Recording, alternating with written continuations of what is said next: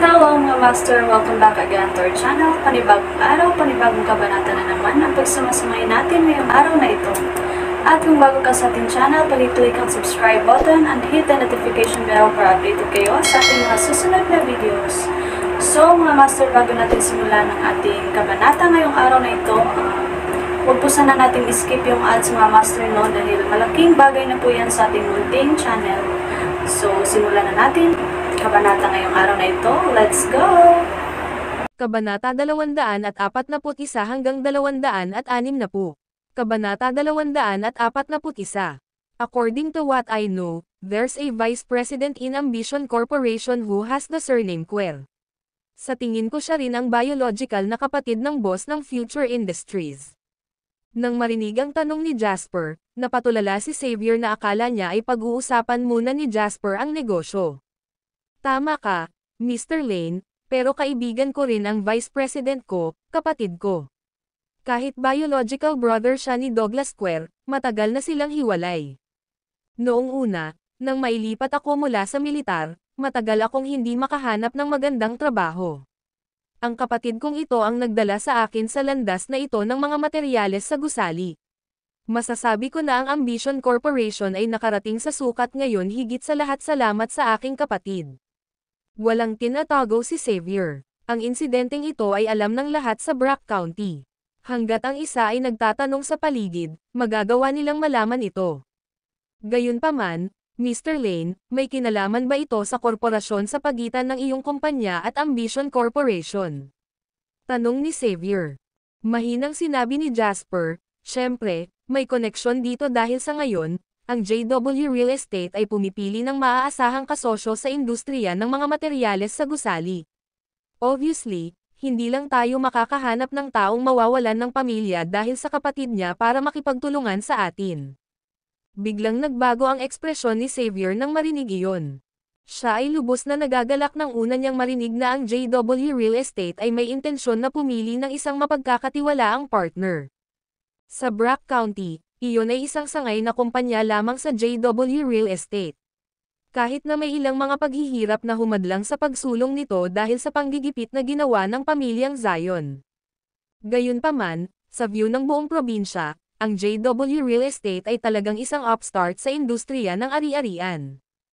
Kung tayo lang ang magiging maaasahan nilang kasosyo sa negosyo, ang Ambition Corporation na ang mamamahala sa lahat ng materyales sa pagtatayo ng JW Real Estate sa buong probinsya. Magiging napakagandang bagay iyon. Gayunpaman, ang mga salita ni Jasper ay agad na naglaho sa magandang kalooban ni Xavier. Mr. Lane, anong ibig mong sabihin? Ang aking relasyon sa aking kapatid ay hindi isang bagay na maiintindihan ng isang tagalabas na tulad mo. Paano niya nagagawang mawala ang pamilya ko? Wala ako dito kung hindi dahil sa kanya. Bagamat hindi mabilang na mga trabaho ang binago niya sa mga nakaraang taon, napanatili pa rin ni Xavier ang katapangan ng isang sundalo mula sa kanyang panahon sa militar sa kaibuturan ng kanyang mga buto. Sa sandaling ito nang makita niyang sinusubukan ni Jasper na maghasik ng hindi pagkakasundo, walang awa siyang nakipagtalo. Kaya pa niyang ipagkanulo ang sarili niyang kapatid, ano pa ba kayo? Sabi agad ni Jasper. Matagal na hindi nakaimik ang pahayag na iyon ni Xavier. Mr. Johnson, ang mga tapat na tao ay hindi magsasabi ng mga bagay sa likod ng ibang tao. Maaari mong tingnan ito, kung paano nag-away ang magkapatid sa simula at nauwi sa kanilang sariling mga landas. At saka, pumunta at tingnan ang account ng iyong kumpanya. Malalaman mo rin ang sinasabi ko sa lalong madaling panahon. Lalong lumungkot ang ekspresyon ni Xavier nang marinig ang sinabi ni Jasper. Dahil sa tiwala, naibigay na niya ang account ng kumpanya sa kanyang kapatid na mamahala at hindi siya mag-abala sa mga bagay na iyon. Gayunpaman, parang tinek ang sinabi ni Jasper kaya nahihirapan siyang tanggapin ang mga salita. Bahagyang umiling si Jasper nang makita niya ang ekspresyon ni Xavier na unti-unting nagbabago.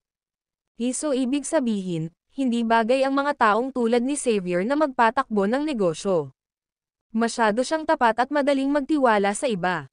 Kunin si Jasper halimbawa, gaano man kaganda ang relasyong ibinahagi niya sa iba o gaano kalaki ang kakayahan ng taong iyon, hinding-hindi niya ibibigay ang awtoridad sa pananalapi sa iba.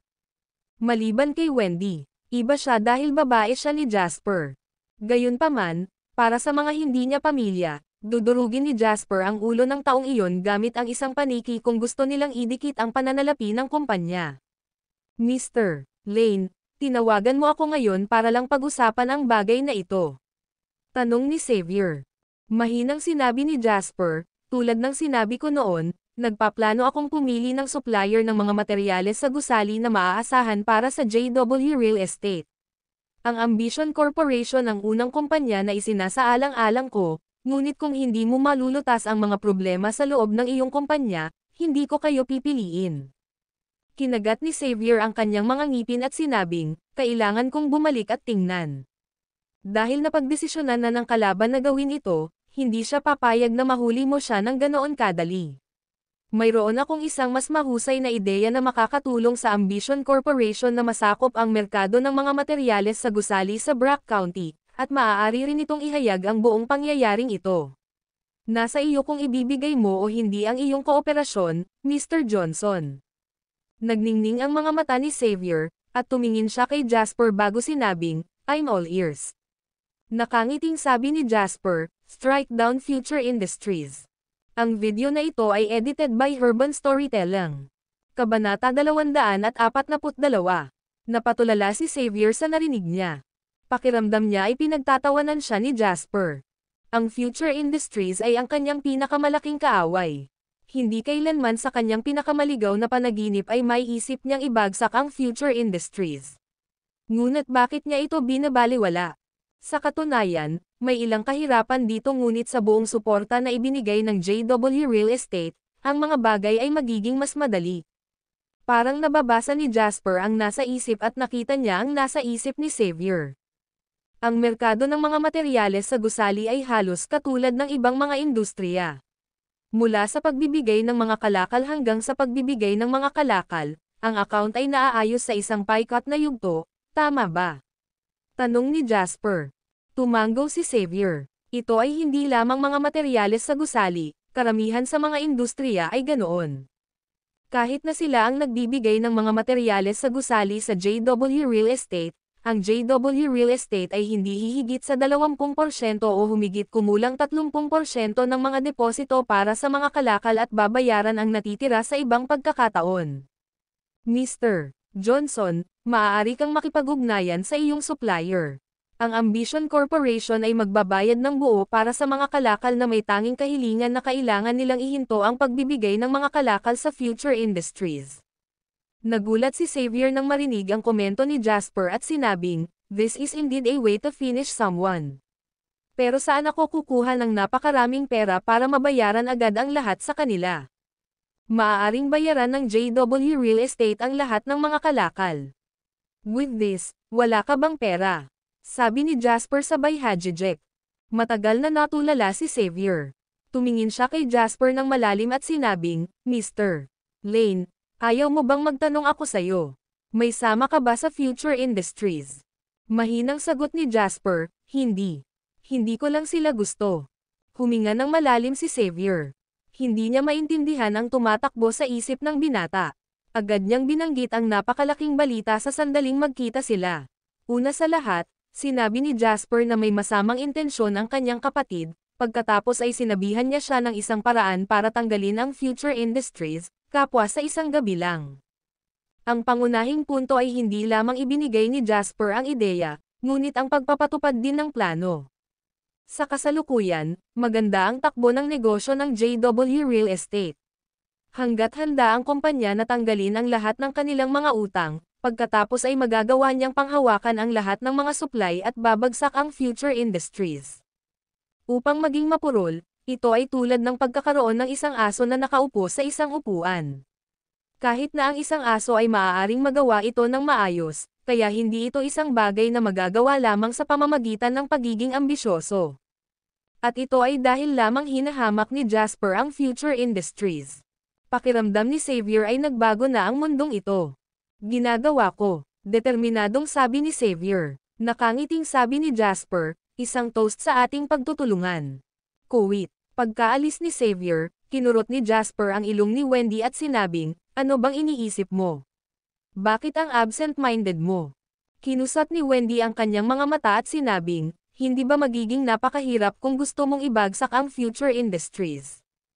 Kung ito ay nasa loob ng mga patakaran ng laro, ang future industries ay malalim na kasangkot sa merkado ng mga materyales sa gusali sa Brack County.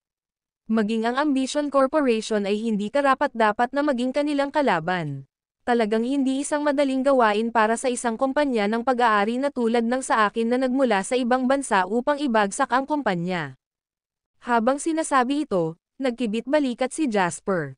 Pero bakit ako susunod sa rules of the game?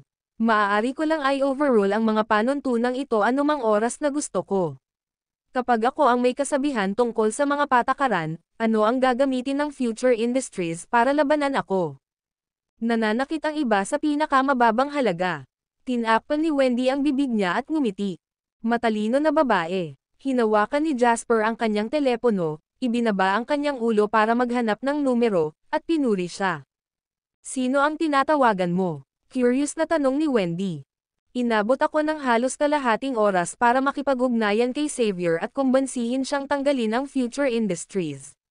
Now, I'll let you see kung gaano katagal para malaglag ko ang pamilyang Zion, nakangiting sabi ni Jasper kay Wendy nang mag-dial siya ng numero. Hinihintay niya ang tawag. Gaano katagal? Tanong ni Wendy. Oras lang ng tawag sa telepono. Ang video na ito ay edited by Urban Storytelling. Kabanata 243. Sa Harbor City sa isa pang kumpanya ng paggawa ng barko. Tinatawagan ni Jasper ang hari ng barko, si Spencer Boyle. Hindi niya gustong problemayan si Spencer dahil sa isang maliit na isyu. Ito ay dahil hindi niya kilala ang sino man sa mga miyembro ng pamilya Boyle na medyo mas bata. Si Spencer, na nasa malayo sa Harbor City, ay nabigla sa pagtanggap ng tawag mula kay Jasper. Matapos tumawa habang nag-uusap saglit, ipinahayag ni Jasper ang kanyang intensyon sa likod ng tawag na ito.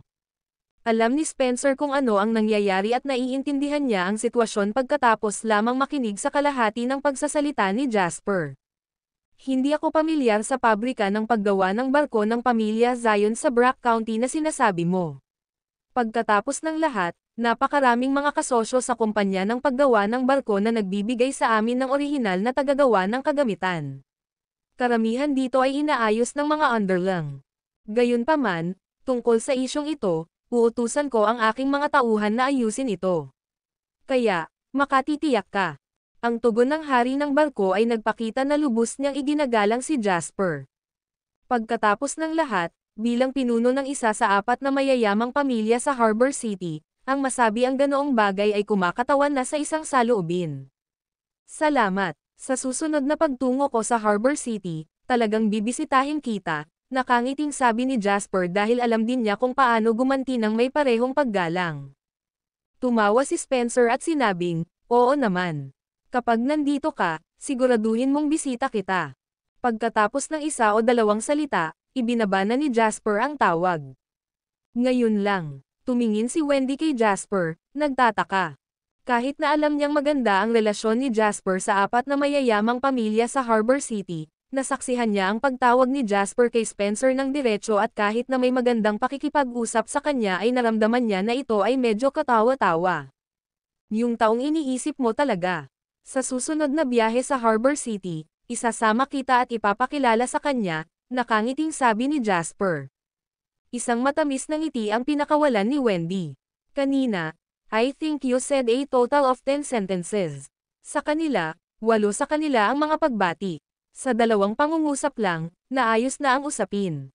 Sa wakas, masasaksihan mo ang kakayahan ng iyong lalaki, tama. Halika, kain na tayo ng tanghalian. Ngumiti si Jasper at hinawakan ang kamay ni Wendy bago lumabas ng opisina. Kuwait, sa Harbor City, talagang binigyang halaga ni Spencer si Jasper. Pagkain niya ng tawag kay Jasper ay nag-dial agad siya ng isa pang numero. Tumawag siya sa kanyang anak na si Eustace Boyle. Sa kasalukuyan, karamihan sa mga negosyo ng pamilya Boyle ay nasa ilalim ng kontrol ng kanyang anak. Agad namang nagtaas ng kamay si Eustace na nag-meeting para itigil ang meeting nang makita ang papasok na tawag.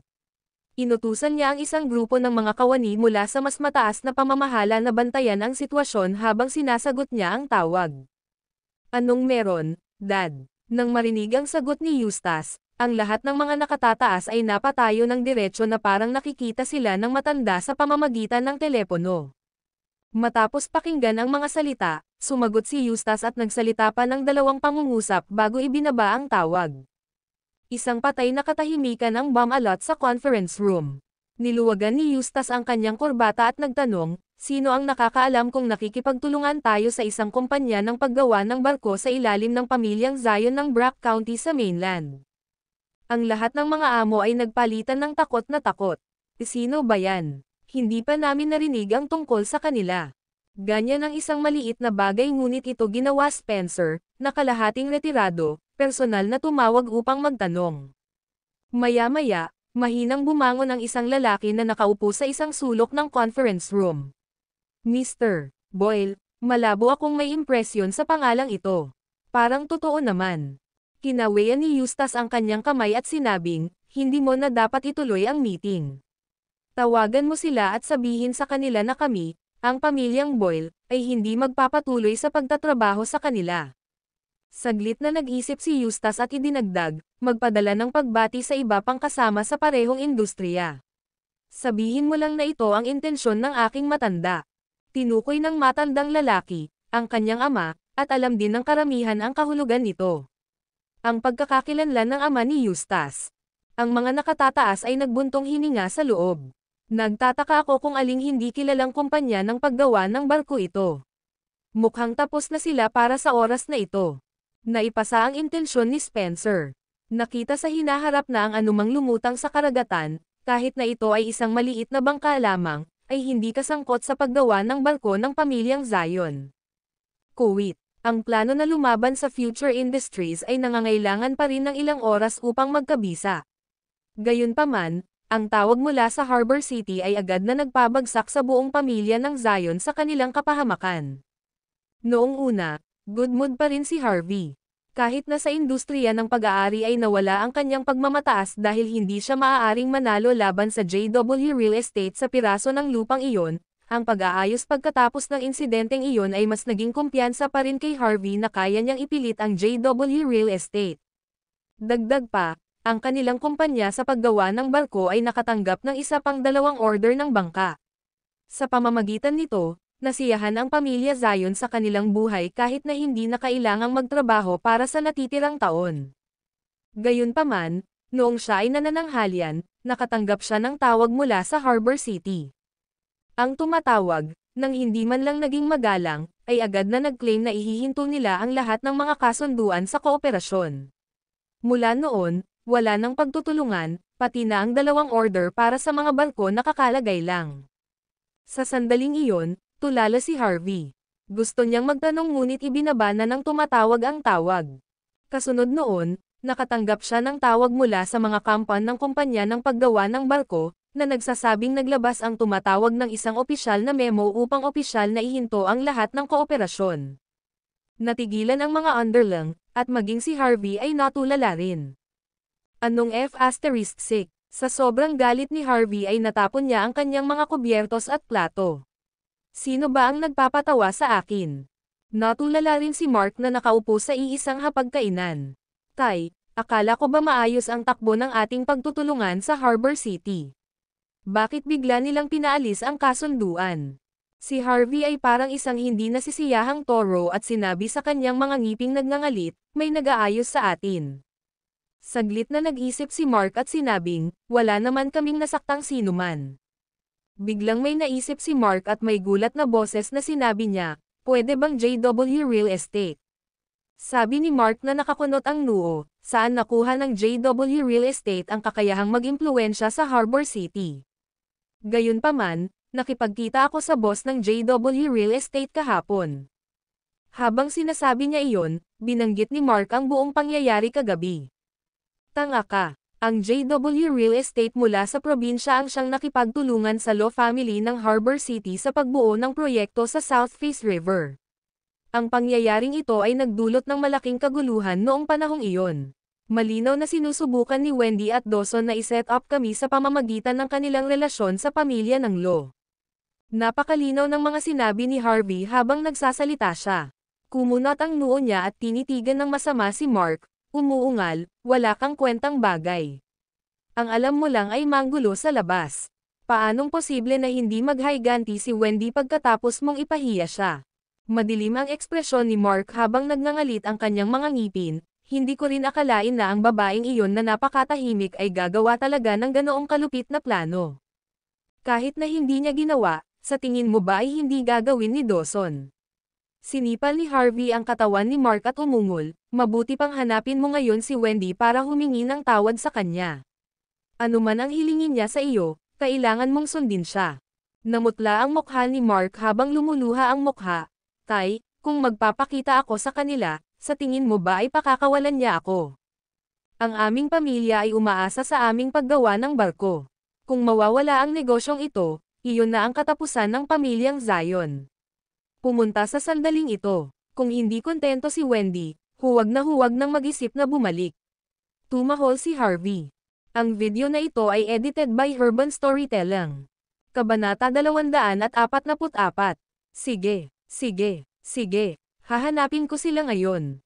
Ramdam ni Mark ang galit mula sa kanyang ama. Hindi siya nag-aksaya ng kahit isang segundo at agad na tumango bilang pagsang-ayon.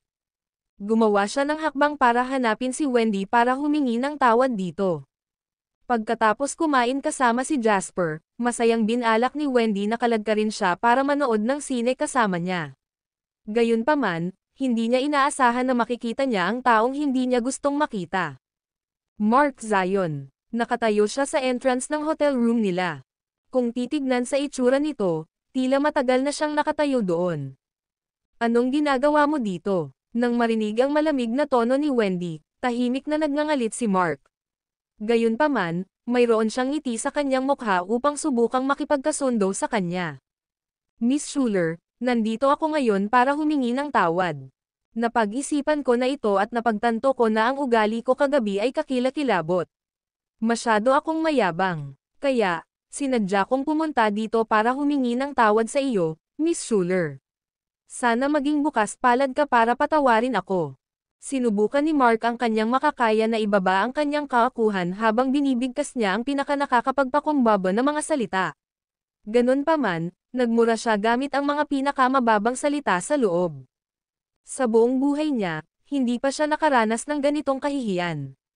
Inukit niya sa kanyang isipan ang buong pangyayari at nangakong maghihiganti. Gagawin ko. Malamig na tinignan ni Wendy si Mark. Naturally, alam niya na imposible para sa taong ito na matanto ang kanyang mga pagkakamali. Mukhang nagkabisa na ang paraan ni Jasper kaya napilitan siyang magpakita para humingi ng tawad. Isang malamig na ngiti ang pinakawalan ni Wendy. Pagkatapos, umikot siya at tumingin kay Jasper. Hindi kailanman gagawa ng anumang desisyon si Wendy pagdating sa pakikitungo sa mga tagalabas. Dahil dito, ipinagkaloob niya ang huling desisyon kay Jasper. Ngumiti si Jasper. Pagkabukas ng pinto ng kwarto ay pumasok siya kasama si Wendy.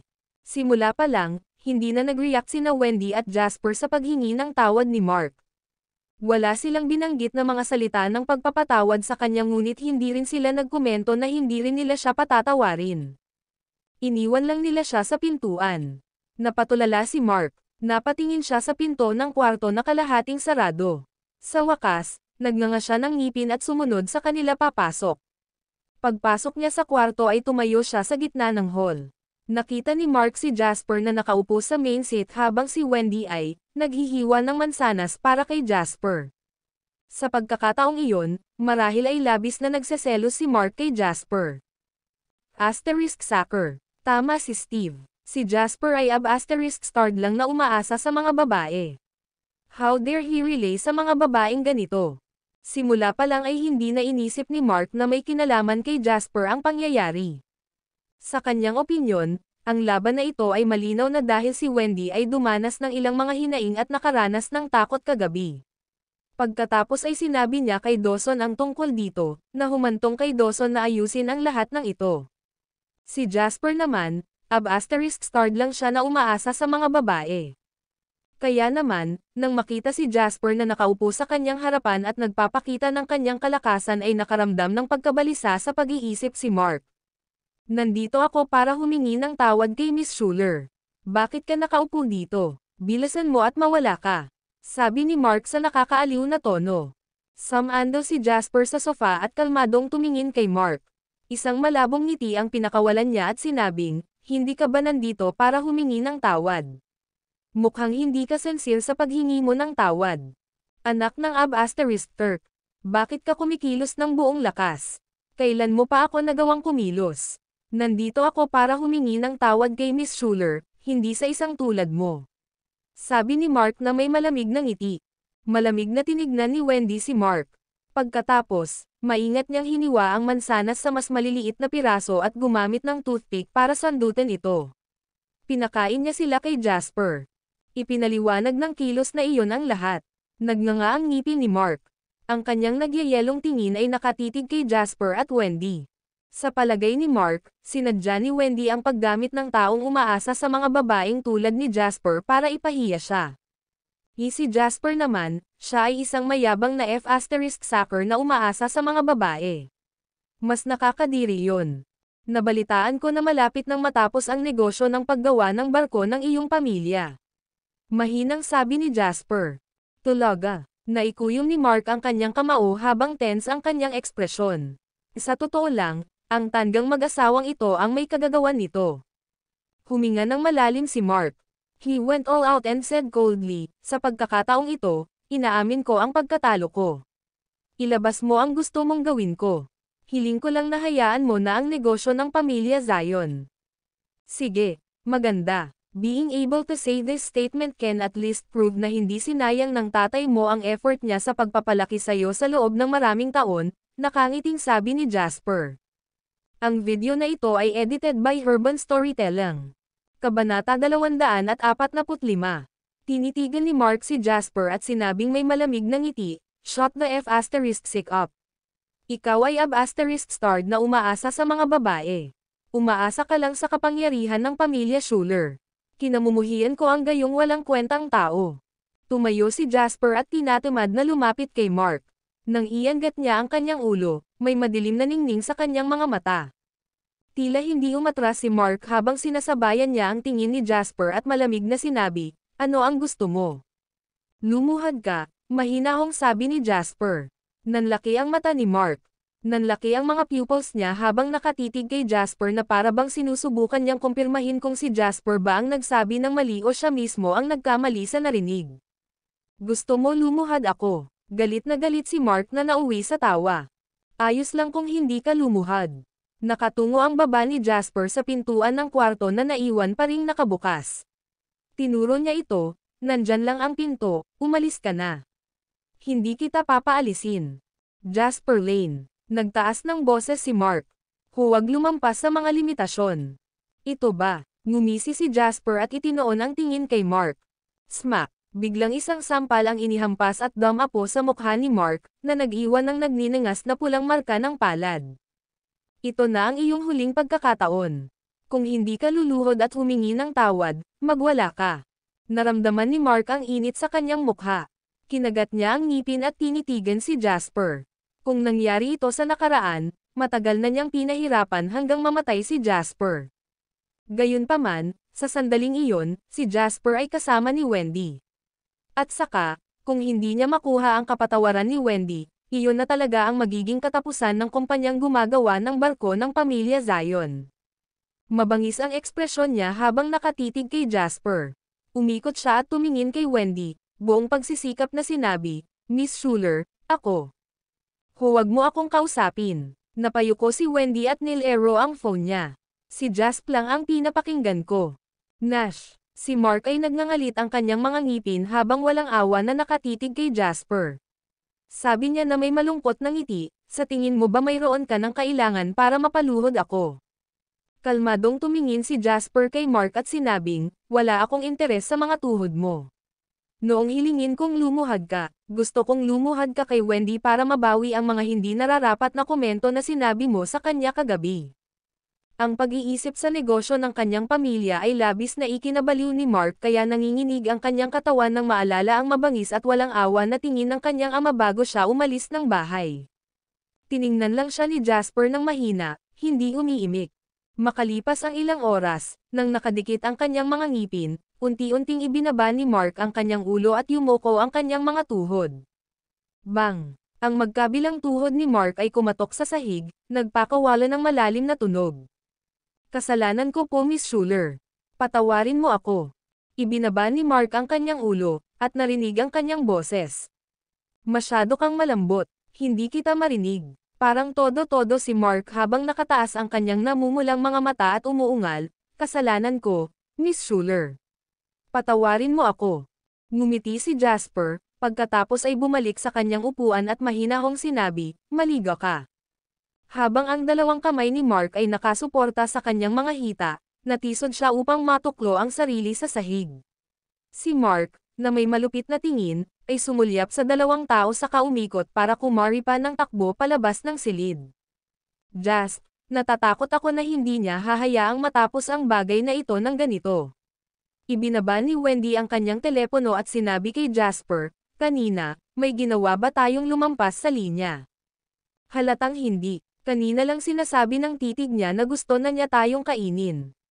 Tumanggaw si Jasper. Hindi ito ang unang pagkakataon na nakatagpo ni Jasper ang isang young master mula sa mayamang pamilya tulad ni Mark. Di ba katulad niya si Zayden? Gayunpaman, sa ngayon, si Zayden ay hindi karapat-dapat bilang isang aso. Kung gayon, pupunta ba siya at gagawa ng anumang bagay na hindi makatwiran? Tanong ni Wendy.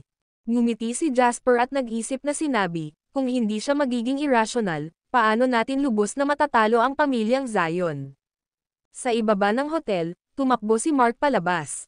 Umupo siya sa kotse at sinara ang pinto ng sasakyan. Hingal na hingal siya, hingal na hingal. Bang! Tumama ang suntok ni Mark sa manibela. Umalangaw-ngaw sa loob ng sasakyan ang kanyang mabangis at malupit na boses. Jasper, Wendy, maghintay lang kayo guys. Hinding-hindi ko hahayaang mawala ang bagay na ito. Parang may naisip si Mark. Inilabas niya ang kanyang telepono at tumawag. Nag-hysterical na sumigaw dito, Steve, halika at hanapin mo ako ngayon. Gusto kong pahirapan ang hamak na mag-asawang iyon na parang impyerno. Ang video na ito ay edited by Urban Storytelling. Kabanata 246. Pupunta ako para hanapin ka ngayon, young Master Zion. Natanggap ni Steve ang tawag mula kay Mark. Pagkababa ng tawag ay agad siyang sumugod. Hindi nagtagal ay nakarating na siya sa designated place na pinili ni Mark. Napatulala siya nang makita niya ang mukha ni Mark. Anong problema, young Master Zion? Sa pagkakataong iyon, may matingkad na pulang tatak ng kamay ang mukha ni Mark. Napakadilim ng kanyang ekspresyon. Walang ideya si Steve kung ano ang nangyari at hindi nang ahas na isipin kung sino sa buong Brack County ang may lakas ng loob na saktan si Mark. Kailangan kong pabagsakin si Jasper, anuman ang halaga na kailangan kong bayaran para dito. Walang awa na pinandilatan ni Mark si Steve at sinabing may malalim na mabangis na tono. Napaawang ang sulok ng bibig ni Steve. May pagnanais siyang tanungin ang dahilan ngunit napalunok siya ng laway dahil wala siyang lakas ng loob na maglabas ng isa pang komento. Napaisip siya, si Jasper kaya ang personal na nakabangga kay Mark. No matter what, Mark vows to make Jasper fall. Magandang balita ito. Sa katunayan, hindi naisip ito ni Steve. Malalim ang boses niya nang sabihin niya kay Mark, young Master Zion, kung gusto mo talagang pabagsakin sila, may ideya ako na tiyak na magpaparamdam sa kanila na sana ay patay na sila sa halip na buhay. Tinitigan ni Mark si Steve at sinabing masama, itigil mo na ang kabog at iluwa mo. Tumawa si Steve at sinabing, young Master Zion, gaano man kagaling sina Jasper at Wendy, dalawa lang silang ordinaryong nilalang. Makakahanap tayo ng taong may mas malakas na kakayahan na talunin si Jasper hanggang sa ma-disable siya, pagkatapos ay kidnapin si Wendy. Sa panahong iyon, hindi ba ang tawag sa iyo na gawin ang anumang gusto mo sa isang dilag tulad ni Wendy? Kahit nahalayin mo siya sa harap ni Jasper, nakahiga lang siya sa lupa at umuungal sa lahat ng gusto niya. Nang marinig ang komento ni Steve ay kuminang ang mga mata ni Mark. Ang kanyang isip ay binabahan ng mga imahe ng Jasper na binugbog hanggang sa siya ay napuno ng dugo at nakahiga sa lupa. Samantala, si Wendy naman ay nakatali, pinayagan siyang pamatong sa kanyang katawan. Naramdaman ni Mark ang mainit na sensasyon na dumadaloy sa kanyang katawan na para bang hindi na masakit ang sampal sa kanyang mukha. Gayunpaman, Sa sumunod na segundo, nag-alinlangan si Mark at sinabing, ngunit si Dawson ay hindi isang taong dapat lang nating kalabanan. Kung gagawin natin iyon. Si Dawson ang pinakamayamang tao sa buong probinsya at natural na nagmamalasakit sa kanyang pride. Kung mangyari ang ganoong bagay sa kanyang anak, magkakaroon pa ba siya ng dignidad na ipakalat ang balita?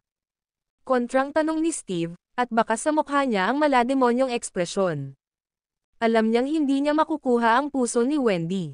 Gayunpaman, kahit na hindi niya ito makuha, gugustuhin niyang sirain man lang si Wendy. Di ba Diyosa ka? Di ba ikaw yung laging nasa taas? Hindi ba lagi mo akong tinitingnan ng masama? Kung ganoon, baka salsalan ko si Mark na halayin ka. Titingnan natin kung magagawa mo pa ring kumilos ng buong eleganteng pagkatapos. Si Steve, nawala sa sarili dahil sa paninibugho at puot na nananahan sa loob niya, ay lubos na natuwa. Young Master Zion, ikaw ang Young Master ng pamilya Zion. Mayroon kang isang prestihiyosong katayuan. Kapag naayos na ang lahat, wala nang babalikan. Wala nang magagawa ang pamilya Schuler kundi sumuko.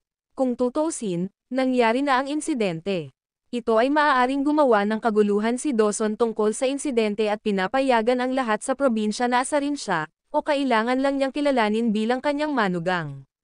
Kung matalino siya, hindi niya pipiliin ang dating. Sa sinabing iyon, hindi mo lang sila sasalungin at makakamit ang tagumpay, kundi makukuha mo rin si Wendy. Ang mas mahalaga sa panahong iyon, ikaw na ang bahala kung paano mo gustong pahirapan si Jasper, ang lalaking umaasa lang sa mga babae. Nang marinig ang pagsusuri ni Steve ay napapikit si Mark. Lalong tumindi ang masamang kinang sa kanyang mga mata. Hindi masama, hindi masama. Tinapik ni Mark ang balikat ni Steve at sinabing, kung magtatagumpay ang bagay na ito, sa hinaharap, ang future industries ng iyong pamilya ang magiging business partner ng pamilya Zion. Ang video na ito ay edited by Urban Storytelling. Kabanata 247. Natuwa si Steve. Hindi na niya napigilan ang ngiti na nakaplaster sa kanyang mukha. Sinamantala niya ang pagkakataon at sinabing, Young Master Zion, ang pinakamahalagang punto sa planong ito ay maghanap ng taong mapagkakatiwalaan ngunit may mahusay na kakayahan para tulungan kang agawin si Wendy, at pansamantala, mapapapatay din niya si Jasper. At may kilala akong ganoong tao. Tuwang-tuwang sabi ni Mark, great. Tunay na kahit ang mga Diyos ay tinutulungan ako. Bilisan mo, tawagan mo ang taong ito dito. Tandaan, ang lalaki ay dapat na mapagkakatiwalaan. Sa Brack County General Hospital. Nasaan ang pamilya ni Kathy? Malakas na sigaw ng isang nurse sa hall na puno ng mga tao. Isang lalaki, na wala pang 180 centimeters ang taas, ang tumabi. Mayroon siyang pangangatawan na hindi kalakihan ngunit naglalabas pa rin ng matalim na malamig na aura. Ako ang nakababatang kapatid niya, sabi ni Julian sa nurse. Bumantong hininga ang nurse at naglagay ng isang tumpok ng mga perang papel sa kamay ni Julian, at sinabing, ito ang mga bayarin ni Kathy para sa linggong ito. Sa ngayon, sinasabi ng account na hindi mo pa nababayaran ang mga bill. Magmadali at kolektahin ang mga pondo. Pagkaalis ng nurse, tinitigan ni Julian ang malaking stack ng bills sa kamay niya. Baka sa kanyang mabagsik na mukha ang kalungkutan at paghihirap. Mula nang ma-diagnose ang kanyang ate na may leukemia, naubos na ng magkapatid ang kanilang buong ipon. Ang premyong pera na dati niyang napanalunan mula sa martial arts tournaments at ang perang kinita sa kanyang mga pagtatanghal sa lahat ng mga taon na ito ay masyadong maliit sa halaga kapag nakikitungo sa leukemia. Kinagat ni Julian ang kanyang mga ngipin at pumunta sa ward sa itaas. Isang babae na may marupok na mukha ang nakaupo sa kama ng ospital. Iyon ay ang kanyang nakatatandang kapatid na babae, si Kathy. Magpahinga ka muna, sis. Sa hapon, magpapadialysis ka, sabi ni Julian. Bumantong hininga si Kathy at sinabing, Jul, wala na tayong pera, di ba? Pilit na ngumiti si Julian. Huwag kang mag-alala, sis. Hihiram ako sa mga kaibigan ko. Hindi mo kailangang mag-alala tungkol sa pera. Imposibleng hindi makita ni Kathy ang intensyon ni Julian na aliwin siya. Sabi niya, Jul, uwi na tayo. Ayokong magpagamot. Ang isang sesyon ng dialysis ay nagkakahalaga ng higit sa 200,000. Wala rin kaming pera. Higit pa rito, wala kaming mahanap na angkop na bone marrow. Aalis pa rin ako kahit papaano. Nagmatigas ang ulo ni Julian at sinabing, hindi pwede, sis. Kahit na kailangan kong ilabas lahat, sisiguraduhin kong magagamot ka. Huwag mag-alala tungkol sa pera. Mag-iisip ako ng paraan. Nang mag-aaway ang magkapatid, tumunog ang telepono ni Julian. Lumabas si Julian ng ward at sinagot ang tawag. Makalipas ang kalahating oras, dumating si Julian sa isang private room sa isang restaurant. Nakaupo sa kwarto si Steve, ang tumawag sa kanya, kasama si Mark. Kanina pa nila hinihintay ang pagdating niya. Nang makitang pumasok si Julian, umikot si Steve at hinarap si Mark bago humajejek. Young Master Zion, ito ang magaling na mandirigma na sinasabi ko. Nagsimula siyang mag-training sa boxing sa edad na 5. Sa edad na 8, nagsimula siyang pumasok sa profesional na boxing. Sa edad na 15, nagawa niyang makamit ang magagandang resulta sa industriya ng boxing at naging kampiyon sa National Boxing Tournament sa youth category. Siya ay isang 3 beses na back-to-back champion sa kategoryang 60 kilo. Siya ay isang bihirang manlalaban at isa sa pinakamahusay sa buong bansa, lalo na sa Brock County. Mas lalong kuminang ang mga mata ni Mark sa narinig. Tumanggo siya at sinabing, not bad. Nasa kanya ang kinakailangang kakayahan. Ngumiti si Steve nang may pagmamalaki, umikot, at sinabi kay Julian, ito si Young Master Zion. Kailangan kanya para sa isang pabor. Kapag tapos na ang usapin, maaari kang umalis kaagad na may dalang 1 milyon. Lalong bumigat ang paghinga ni Julian nang marinig ang 1 million figure. Sa mga tuntunin ng kakayahan sa pakikipaglaban, tiwala siyang kaya niyang talunin ang lahat sa bansa na kasing edad niya. Gayunpaman, dahil sa isang maliit na insidente, hindi na niya nagawang magpatuloy pa. Sa kasalukuyan, si Julian ay nangangailangan ng pera. Para sa kapakanan ng pera, handa siyang gawin ang lahat. Kinuha ni Mark ang litrato ni Jasper at Wendy, na lihim na kinuha, at inihagis ito sa mesa.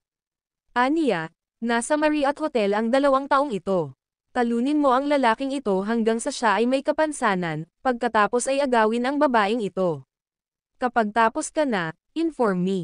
Ito ay kasing simple niyan. Ang video na ito ay edited by Urban Storytelling. Kabanata 248. Sa kabilang banda, halos maghapong naglalaro sa labas sina Wendy at Jasper. Sa araw na iyon, naglaro si Wendy sa labis na pananabik. Hindi pa siya naging ganoon kasaya sa buhay niya. Naglakad-lakad sila sa mga kalye, nanood ng mga pelikula, nagmeryenda, at nagpunta pa sa amusement park. Kaya lang hindi ganoon katapang si Wendy. Yung mga nakakakilig na rides gaya ng drop tower, she had no guts to ride. Sa wakas, hinailan niya si Jasper para sumakay ng 2 round sa carousel. Sinundan ni Jasper ang kanyang mga plano. Isang pambihirang pagkakataon para kay Wendy na maging ganito kasaya, at masaya rin siya na nag-relax siya sandali. Habang pabalik sila sa hotel mula sa Snack Street, pagod na pagod si Wendy kaya nakatulog siya. Nilabas ni Jasper ang phone niya at nakita niyang may mga 10 missed calls mula kay Xavier. Sa wakas tumawag ulit siya. Mr. Johnson, sinasamahan ko ang girlfriend ko kanina. May problema ba? Mahinahong tanong ni Jasper. Sa paghusga sa paraan ng paghahanap ni Xavier kay Jasper sa ganoong kagyat na paraan, marahil ay napatunayan na ni Xavier ang ilang impormasyon tungkol sa bagay na sinabi sa kanya ni Jasper kaninang umaga. Mr. Lane, sa wakas nakalusot na rin ako sa iyo. Hindi napigilan ni Xavier na magpakawala ng mapait na ngiti nang marinig ang casual na dahilan ni Jasper. Gayunpaman, hindi siya nang ahas na magsabi ng anumang bagay na hindi nauugnay at agad na sinabi, tungkol sa bagay na sinabi mo sa akin ngayon, nagpadala ako ng isang tao upang suriin ito kapag nakabalik ako. Hindi ito masyadong maganda. Ang mga tao ay talagang hindi mahuhulaan. Nakangiting sagot ni Jasper, simula noong sinaunang panahon, ang pinakamahirap hulaan ay ang iniisip ng isang tao. Dahil nakakuha ka na ng ilang insight, kaya naniniwala akong sasang-ayon ka sa plano ko, di ba? Xavier said with a deep voice, although may nakita akong bakas, wala pang ebidensya. Kaya lang may nararamdaman na ako kahit walang ebidensya. Tungkol sa plano mo, gagawin ko ito sa abot ng aking makakaya. Nakipag-ugnayan na ako sa ilang mga supplier na napakalakas. Walang sino man ang maaaring tumanggi sa mga mapagbigay na tuntunin na ibibigay ko sa kanila. Bukas, sisiguraduhin kong putulin ang buong supply chain ng Future Industries. Nakangiting sabi ni Jasper, Nis 1. Bukas, ang unang batch ng mga pondo para sa kooperasyon sa pagitan ng JW Real Estate at Ambition Corporation ay maikredito. Tungkol sa mga supplier na iyon, dapat mong tandaan na maging maingat kapag pumipirma ng mga kontrata sa kanila. Tumango si Xavier at sinabing, "Got it. Makakatiyak ka tungkol dyan, Mr. Lane. Kaya lang, hindi ka ba natatakot na hindi ko tuparin ang aking pangako pagkatapos mong ikredito sa akin ang mga pondong iyon bukas?" Sa sandaling iyon, huminto ang sasakyan sa pasukan ng Marriott Hotel. Binuksan ni Jasper ang pinto ng sasakyan at tinulungan si Wendy na bumaba ng sasakyan. Habang naglalakad siya papunta sa lobby ng hotel, sinabi niya, "Wala kang lakas ng loob, Mr. Johnson." Matagal na natahimik si Xavier at biglang natatawa, "Mr. Lane, napagtanto ko na ang pagiging kaibigan mo ay mas nakakatiyak kaysa sa paggawa ng isang kaaway mula sa iyo. Maghihintay ako sa iyong magandang balita bukas." Ngumiti si Jasper at ibinaba ang tawag. Pagkababa niya ng kanyang telepono, napansin ni Jasper ang sandaling pagpasok niya sa mga pintuan, isang lalaki ang bumangon at naglakad patungo sa kanya na may malinaw na motibo. May panganib. Tiningnan ni Jasper ang mukha na pamilyar sa kanyang memorya, ngunit ito ay isang mukha na mukhang napakabata. Bigla siyang umikot at sinabi kay Wendy, "Paboran mo ako at pumunta sa lounge area para mag-order ng hapunan para sa akin, okay?" Naguguluhan si Wendy. Hindi ugali ni Jasper na maghapunan. Isa pa, kababalik lang nilang dalawa galing sa merienda. Gayunpaman, dahil nagsalita na si Jasper, hindi na nag-isip pa si Wendy at masunurin siyang sinagot. Pagkatapos ay umikot siya para tumungo sa lounge area sa tabi ng lobby. Dumaan sina Wendy at Julian. Nakita ni Julian ang likod ni Wendy. Then, with a dark expression, lumapit siya kay Jasper. Ang pagkakaroon ng dalawang buhay pagkatapos na ipanganak muli, nakagawa siya ng maraming mga kaaway. Naramdaman ni Jasper na ang lalaking papalapit sa kanya ay nagdulot ng napakadelikadong banta sa kanyang sarili. Gayunpaman sa Brack County, sino ang magsasaayos para sa isang tao na magdulot ng gulo sa kanya? Baka si Mark. Bukod sa kanya, walang iba. Bago pa makapagsalita si Jasper ay pinalo na siya ni Julian. "May nagbigay sa akin ng pera, humihiling sa akin na pabor sa kanya, pasensya na." Pagkasabi nito, yumuko ng malalim si Julian kay Jasper nang walang paunang babala. Si Julian ay nagpractice lamang ng boxing dahil sa interes at ito ay isang libangan. Boxing ang hilig niya sa buhay, pero hindi niya akalain na balang araw, gagamitin niya ang kakayahang ito para gumawa ng krimen. Dagdag pa, laban din ito sa dalawang estranghero. Ang video na ito ay edited by Urban Storytelling. Kabanata 249. Gayunpaman, walang paraan si Julian. Kailangan niyang gawin iyon alang-alang sa pera. Binalak agad ni Julian na kumilos nang matapos siyang magsalita at yumuko, ngunit nang ituwid niya ang kanyang katawan ay biglang nagsalita si Jasper. "Kung malaman ng kapatid mong may leukemia na tinutulungan mo ang kasamaan na gumawa ng krimen para lang sa pera, hinding-hindi ka niya mapapatawad kahit patay na siya." Mabilis na lumiit ang mga estudyante ni Julian. Tinitigan niya si Jasper at napatayo sa lupa. Napatulala siya. Tumingin si Jasper kay Julian at napabuntong hininga sa loob. Kakaunti lang ang nakakakilala kay Julian. Pagkatapos ng 5 taon, mamangha siya sa buong bansa gamit ang ibang pangalan. Rexy, ang lumalaban na monghe.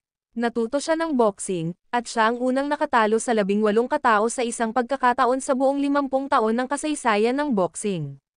Sa kanyang kakayahan, nakagawa siya ng pangalan para sa kanyang sarili. Siya ay hindi lamang isang dalubhasa sa boxing. Pamilyar siya sa iba pang estilo ng pakikipaglaban kabilang ang mixed martial arts. Talagang pinagkadalubhasaan niya ang lahat ng uri ng estilo ng pakikipaglaban.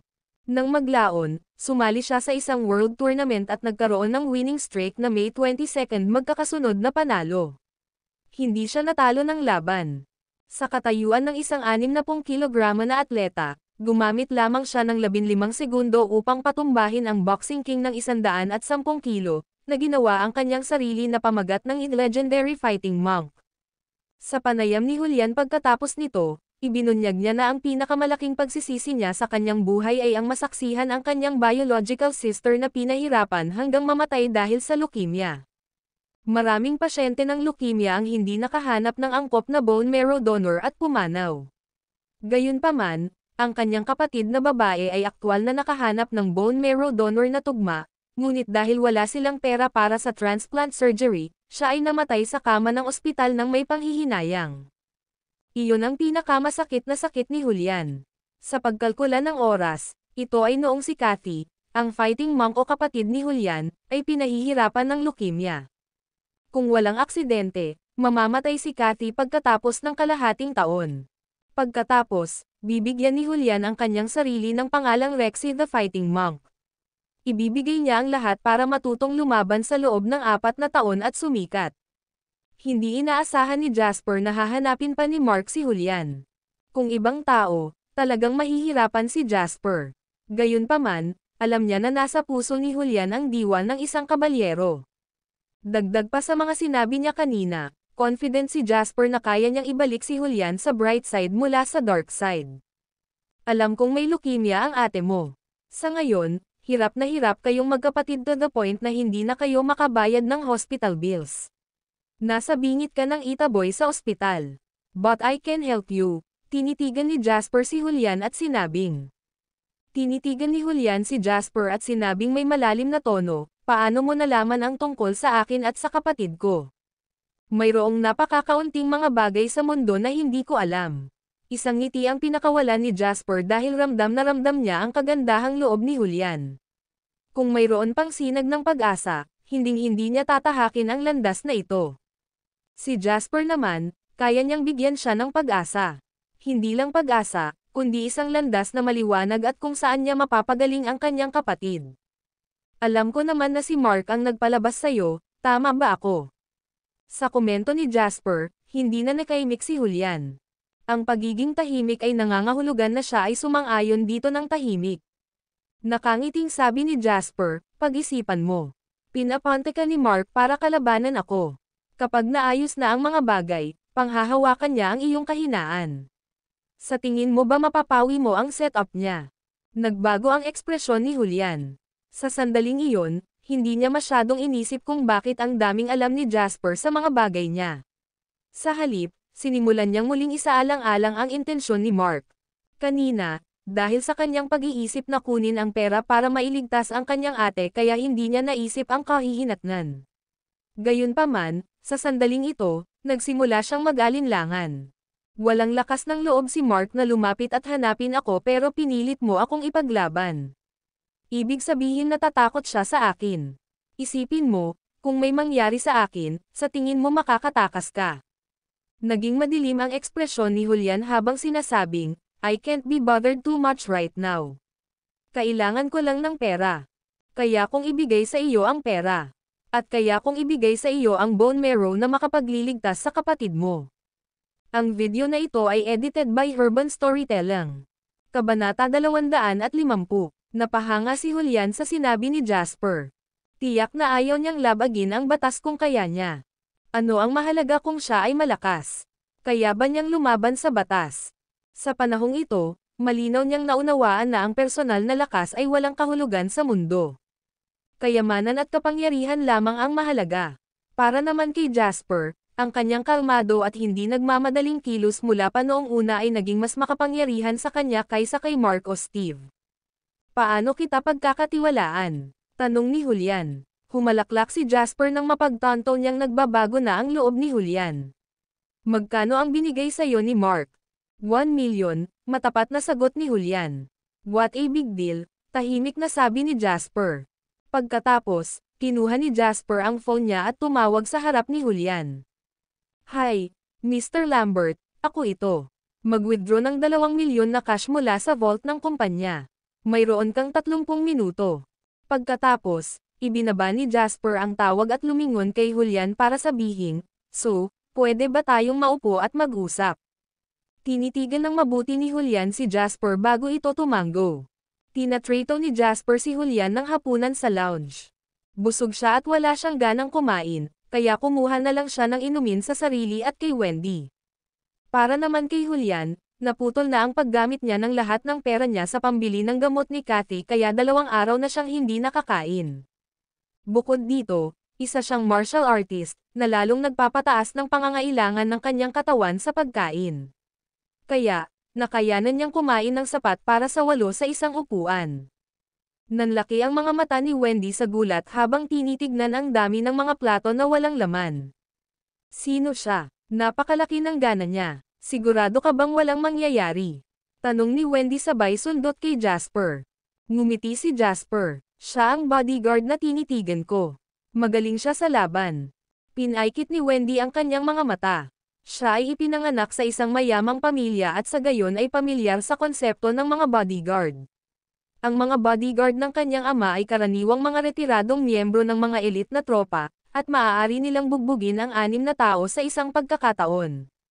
Bukod sa iba pa, naramdaman ni Wendy na kayang talunin ni Julian ang 5 o 6 sa mga bodyguard ng kanyang ama sa mga tuntunin ng gana mag-isa. Makalipas ang kalahating oras, tumakbo si Mr. Lambert patungo sa hotel na may dalang combination lock case. Humihingal, inilapag ni Mr. Lambert ang kahon at sinilip ang oras. 29 na minuto at 30 segundo. Nagpakawala ng hininga si Mr. Lambert. Salamat sa iyong pagsusumikap. Tumingin si Jasper kay Mr. Lambert, na walang humpay na nagsuot ng damit matapos magising sa kama, habang nagsasalita. Huwag kang mag-alala, hanggat hindi ako humawak ng anumang mga pamamaraan. Si Mr. Lambert ay isang matalinong tao na umalis pagkatapos tumugon ng magalang. Itinulak ni Jasper ang kaso kay Julian at sinenyasan itong buksan ito. Nang buksan ni Julian ang case, nakita niya ang 200 bundle ng $100 bills na nakalagay ng maayos sa loob nito. Bakas sa mga mata ni Julian ang pananabik nang sabihin niya kay Jasper, "Ano? Ano ang gusto mong gawin ko? Wala naman masyado. Gusto ko lang makipagkaibigan," swabeng sagot ni Jasper. Nagulat si Julian. Ganito ba kumilos ang mga mayayaman? Gagasto sila ng $2 milyong para lang maging kaibigan mo. Gayunpaman, hindi tanga si Julian. Alam niya kung saang panig siya dapat mapunta pagkatapos gumawa ng pagsusuri sa cost-benefit. Gusto ni Steve at Mark na labagin niya ang batas, ngunit halatang hindi siya papayagan ni Jasper na gawin iyon. Tinuruan din siya ng kanyang kapatid na babae mula pa noong bata pa siya na maging masunurin sa batas. Si Steve ang nakipag-ugnayan sa akin, at ang tinutukoy mo ay si Mark. Binayaran ako ni Steve para gawin ang mga bagay para kay Mark. Gusto niyang puntahan kita sa hotel na ito at bugbugin ka tapos kidnapin mo siya. Huminto muna si Julian bago sinabing, "Bago ako umalis, narinig ko silang nagsasabi na ipahiya siya ni Mark sa harap mo para humingi ka ng kamatayan bago nila gawin ang dapat gawin." Nagyelo ang ekspresyon ng mukha ni Wendy matapos marinig iyon. Nagalit siya. Napakasama at walang hiya. Hindi ko inaasahan na magiging ganoon sila. Ang video na ito ay edited by Urban Storytelling. Kabanata 251. Nanatiling kalmado si Jasper habang tinapik niya ang braso ni Wendy, hudyat na kumalma ito. "Ako na ang bahala sa dalawang ito," sabi ni Jasper. Tumanggaw si Wendy at galit na sinabi, "Jasp, dapat turuan mo sila ng leksyon sa pagkakataong ito." Turuan sila ng leksyon. Napangiti si Jasper habang dahan-daang sinabi, "Tinuruan ko na sila ng leksyon, pero parang hindi pa sila nakakakontak sa realidad. Ang mga aralin ay hindi sapat para sa mga taong katulad nila." Nakangiti si Jasper, ngunit si Wendy, na nakakakilala sa kanya tulad ng likod ng kanyang kamay, ay alam na galit siya. Alam ni Wendy na galit si Jasper dahil may masamang balak si Mark sa kanya. Nagliwanag ang kanyang puso sa init ng kaalamang iyon. "May problema ako sayo," sinabi ni Jasper kay Julian, "tawagan mo sila at sabihin sa kanila na nagtagumpay ang iyong plano." Hindi maintindihan ni Julian ang nangyayari, ngunit ramdam niya ang lamig na nakatago sa kalmadong ekspresyon sa mukha ni Jasper. Nang hindi na nagtanong pa, tumanggaw siya at kinuha ang kanyang telepono para tumawag. Kuwait, sa isang restaurant malapit sa Marriott Hotel. Naninigarilyo sina Mark at Steve habang nakatitig sa silent phone sa mesa, namumuo ang takot sa loob nila. Biglang nagring ang phone. Agad na sinagot ni Steve ang telepono. Maya-maya pa ay ibinaba na niya ang tawag at ngumiti ng malapad kay Mark. Young Master Zion, tapos na. Tumayo si Mark at pinigilan ang kanyang pananabik habang nagtanong, talaga. Tumango si Steve at sinabing, si Julian iyon sa telepono. Sinabi niya sa akin na matagumpay niyang nakontrol sina Jasper at Wendy. Ang kailangan lang namin ngayon ay biyayaan mo sila sa iyong presensya, Young Master Zion. Tawa ng tawa si Mark habang tuwang-tuwa si Steve sa likod. Hindi masama, tatandaan ko ang mga kontribusyon mo sa bagay na ito. Tumawa si Steve sa kanya habang sinasabing masama, I wonder how wild Jasper and Wendy will be this time. Huwag kang mag-alala, sisiguraduhin kong magkakaroon ka ng pagkakataong ipahiya si Jasper. Ipapahiga ko siya sa sahig at panoorin akong masaya kasama si Wendy, natatawang sabi ni Mark. Nagmamadaling tumayo ang dalawang excited na lalaki at pumunta sa Marriott Hotel. Sa loob ng 10 minuto, dinala na ni Mark si Steve sa pintuan ng suite. Hindi maitago ni Mark ang tuwa sa kanyang mukha habang kumakatok sa pinto. Ngayon lang siya sinampal ni Jasper at pinilit na gumapang palabas ng kwarto. Ngayon, bumalik siya. Ang lahat ay naging isang buong bilog. Ngayon, tatapakan niya ang mukha ni Jasper at tatanungin siya kung sino talaga ang nanalo. Para naman kay Wendy Schuler, kaya niyang magpanggap na mataas at makapangyarihan sa lahat ng gusto niya. Titingnan niya kung maaari niyang ipagpatuloy ang pagpapanatili ng maharlikang katauhan niya pagkatapos niyang habarin ang kanyang damit. Ang kanyang mga hiyawan ay dapat na musika sa pandinig. Namula ang mukha ni Mark sa excitement habang iniisip ang eksena. Hindi siya makapaghintay. Maya-maya bumukas ang pinto. Nakatayo si Julian sa likod ng pinto. Hahaha, mabuti naman, Julian. Hinahangaan kita. Natatawang kausap ni Mark si Julian. Pagkatapos, tinulak niya ang pinto para makapasok. Sumunod naman si Steve sa likod niya. Pinagmasdan sila ni Julian na pumasok sa silid bago niya mahinahong isinara ang pinto at nilock ito. Hindi siguro iyon napansin ni na Mark at Steve sa kanilang kasabikan. Pagpasok niya sa kwarto, humagalpak ng tawa si Mark habang sumisigaw, Jasper Lane, hindi mo inaasahan ito, di ba? Bumalik ako. Magagawa ko ang anumang gusto ko sa iyo sa Brack County. Huli na para magsisi ngayon. Jasper, ikaw. Napagtanto ni Mark na komportableng nakaupo si Jasper sa sopa nang humakbang siya papasok ng kwarto. Nakalimutan niya ang sasabihin niya. Napalitan ng katahimikan ang kanyang mayabang na boses na parang may pumulupot sa kanyang lalamunan. Inikat ni Jasper ang baso ng red wine na hawak niya at itinaas ito kina Mark at Steve. Nagulat habang nakangiti. Mukha siyang kalmado at eleganteng. Young Master Zion, nagulat ka ba? Ang video na ito ay edited by Urban Storytelling. Kabanata 252. Pakiramdam nila Mark at Steve ay parang nababaliw na sila. Ang kanilang kasiyahan ay nahulog mula sa taas ng langit hanggang sa hukay ng impyerno sa sandaling makita nila si Jasper. Hindi nila alam kung ano ang gagawin. Talagang hindi nila alam ang gagawin. Sa kanilang imahinasyon, si Jasper ay nakahiga sa isang pool ng dugo, handang magmura o lumuhad at magmakaawa kapag nakita niya sila. Kahit na ano, hindi siya dapat nakaupo sa sopa ng magkahiwalay at humihigop ng red wine, na para bang hinihintay niya ang kanilang pagdating. Sino ang utak sa kanilang elaborately planned scheme? Si Steve ay nagsimulang pawisan ng husto habang siya ay nagpapanik. Nanginginig ang labi ni Mark nang mawala ang kislap sa kanyang mga mata. Sabay tingin ng dalawa kay Julian. Kalmado ang ekspresyon ng mukha ni Julian habang naglalakad patungo sa couch na inuupuan ni Jasper. Nakatayo siya sa atensyon. Isang sagot na ayaw tanggapin ni Mark ang bumungad sa kanyang isipan habang nakatingin kay Julian, na nakatitig sa likod na may walang pakialam na ekspresyon. Pinagtaksilan sila ni Julian. Julian Logger, naglakas loob kang ipagkanulo ako. Gulat na tinitigan ni Steve si Julian at umungol sa galit matapos maintindihan ang nangyayari. Hindi sumagot si Julian na parang walang narinig. Sa sobrang galit ni Mark ay lumingon siya at sinampal si Steve. Nagngangalit ang kanyang mga ngipin, sinabi niya, ito ang maaasahang tao na natagpuan mo. Isang nakakatuwang backstabber. Nagulat si Steve sa sampal ni Mark. Ibinaling niya ang ulo sa kabilang side, natatakot na salubungin ang galit na ekspresyon ni Mark. Nilamon ng takot at kaba ang buong pagkatao niya. Saan na ba naglaho ngayon ang kanyang pagiging malambing? Inihilig ni Jasper ang ulo at ibinaba ang natitirang alak bago dahan-daang nilagay ang baso sa side table. Sa palagay ko iyon lang ang mayroon ka.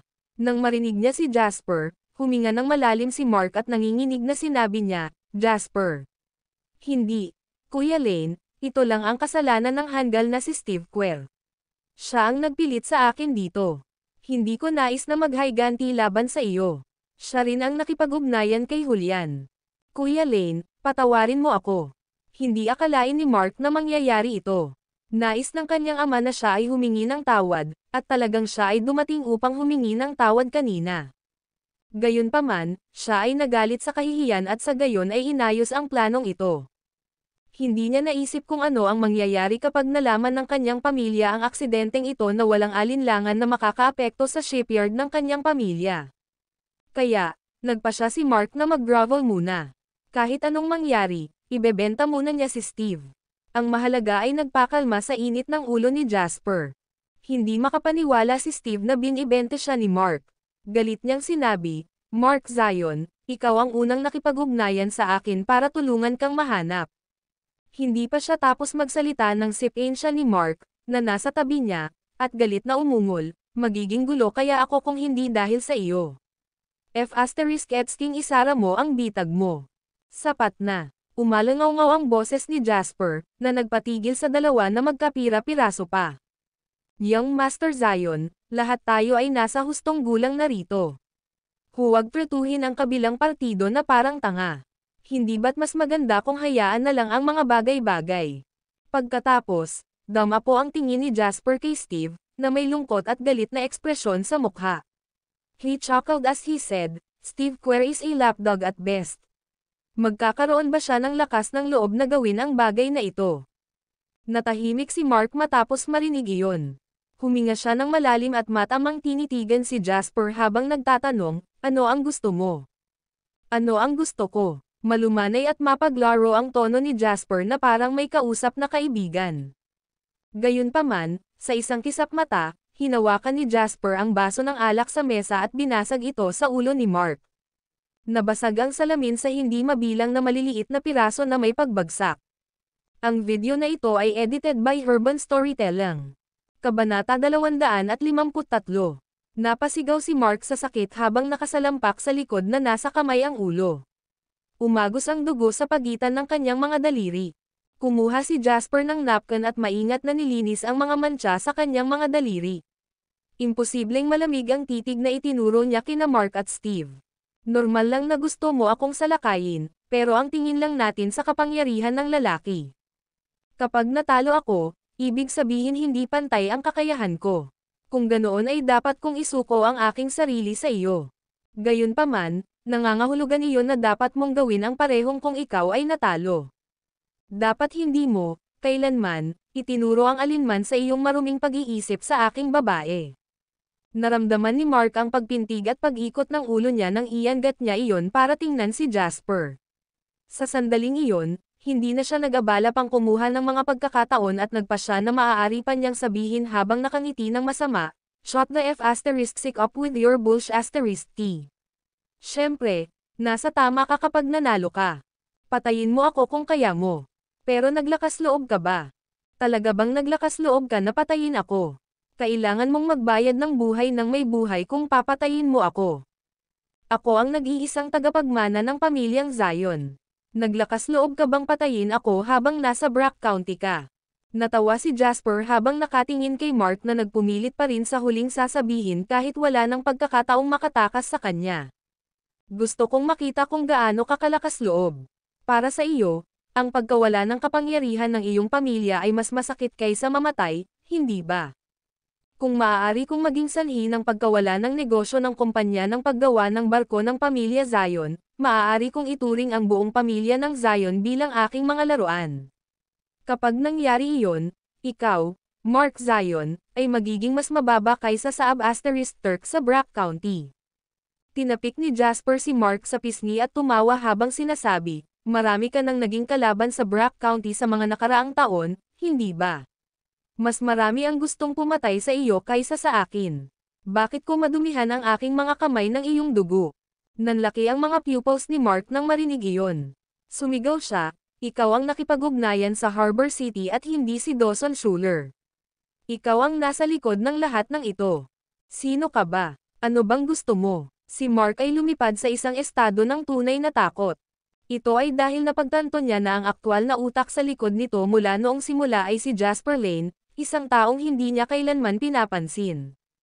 Lahat ito ay may pagkana ni Jasper.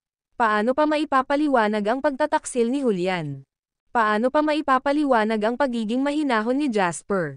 Gayunpaman, paano iyon naging posible? Hindi ba siya isang kawawang B*Kirk? Saan siya nakakuha ng kapangyarihan upang maimpluwensyahan ang mga tycoon ng Harbor City? Nabalot ng takot si Mark habang iniisip iyon. Bigla niyang napagtanto na si Jasper ay napuno ng mga sikreto at kapangyarihan.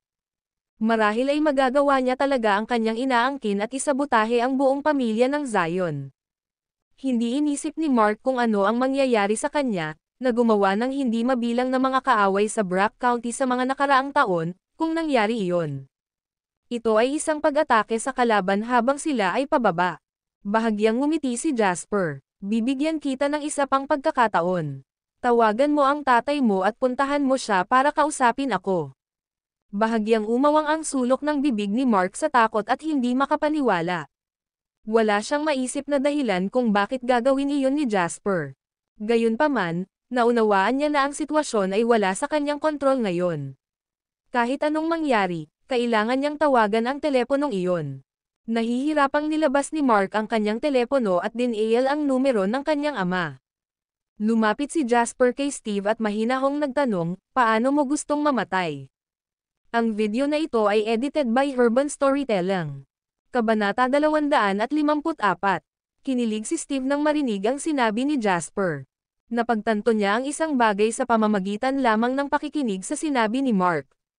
Na kung saan ay gumamit si Jasper ng ilang uri ng paraan upang maging sanhi hindi lamang si Mark kundi ang buong pamilya ng Zion na magdusa ng matinding pagkalugi. Tapos, naalala niya nung nakilala niya si Mark ngayon.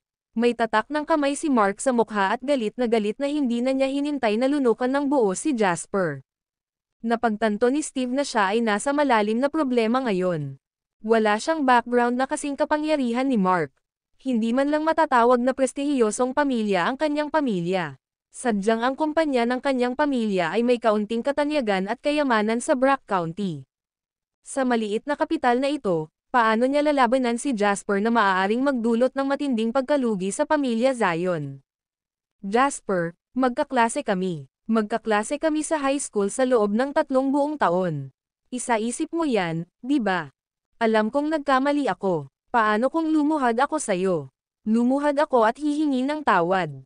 Habang nagsasalita ay napaluhod si Steve at walang pag-aalinlangang sinampal ang sarili sa harap ni Jasper.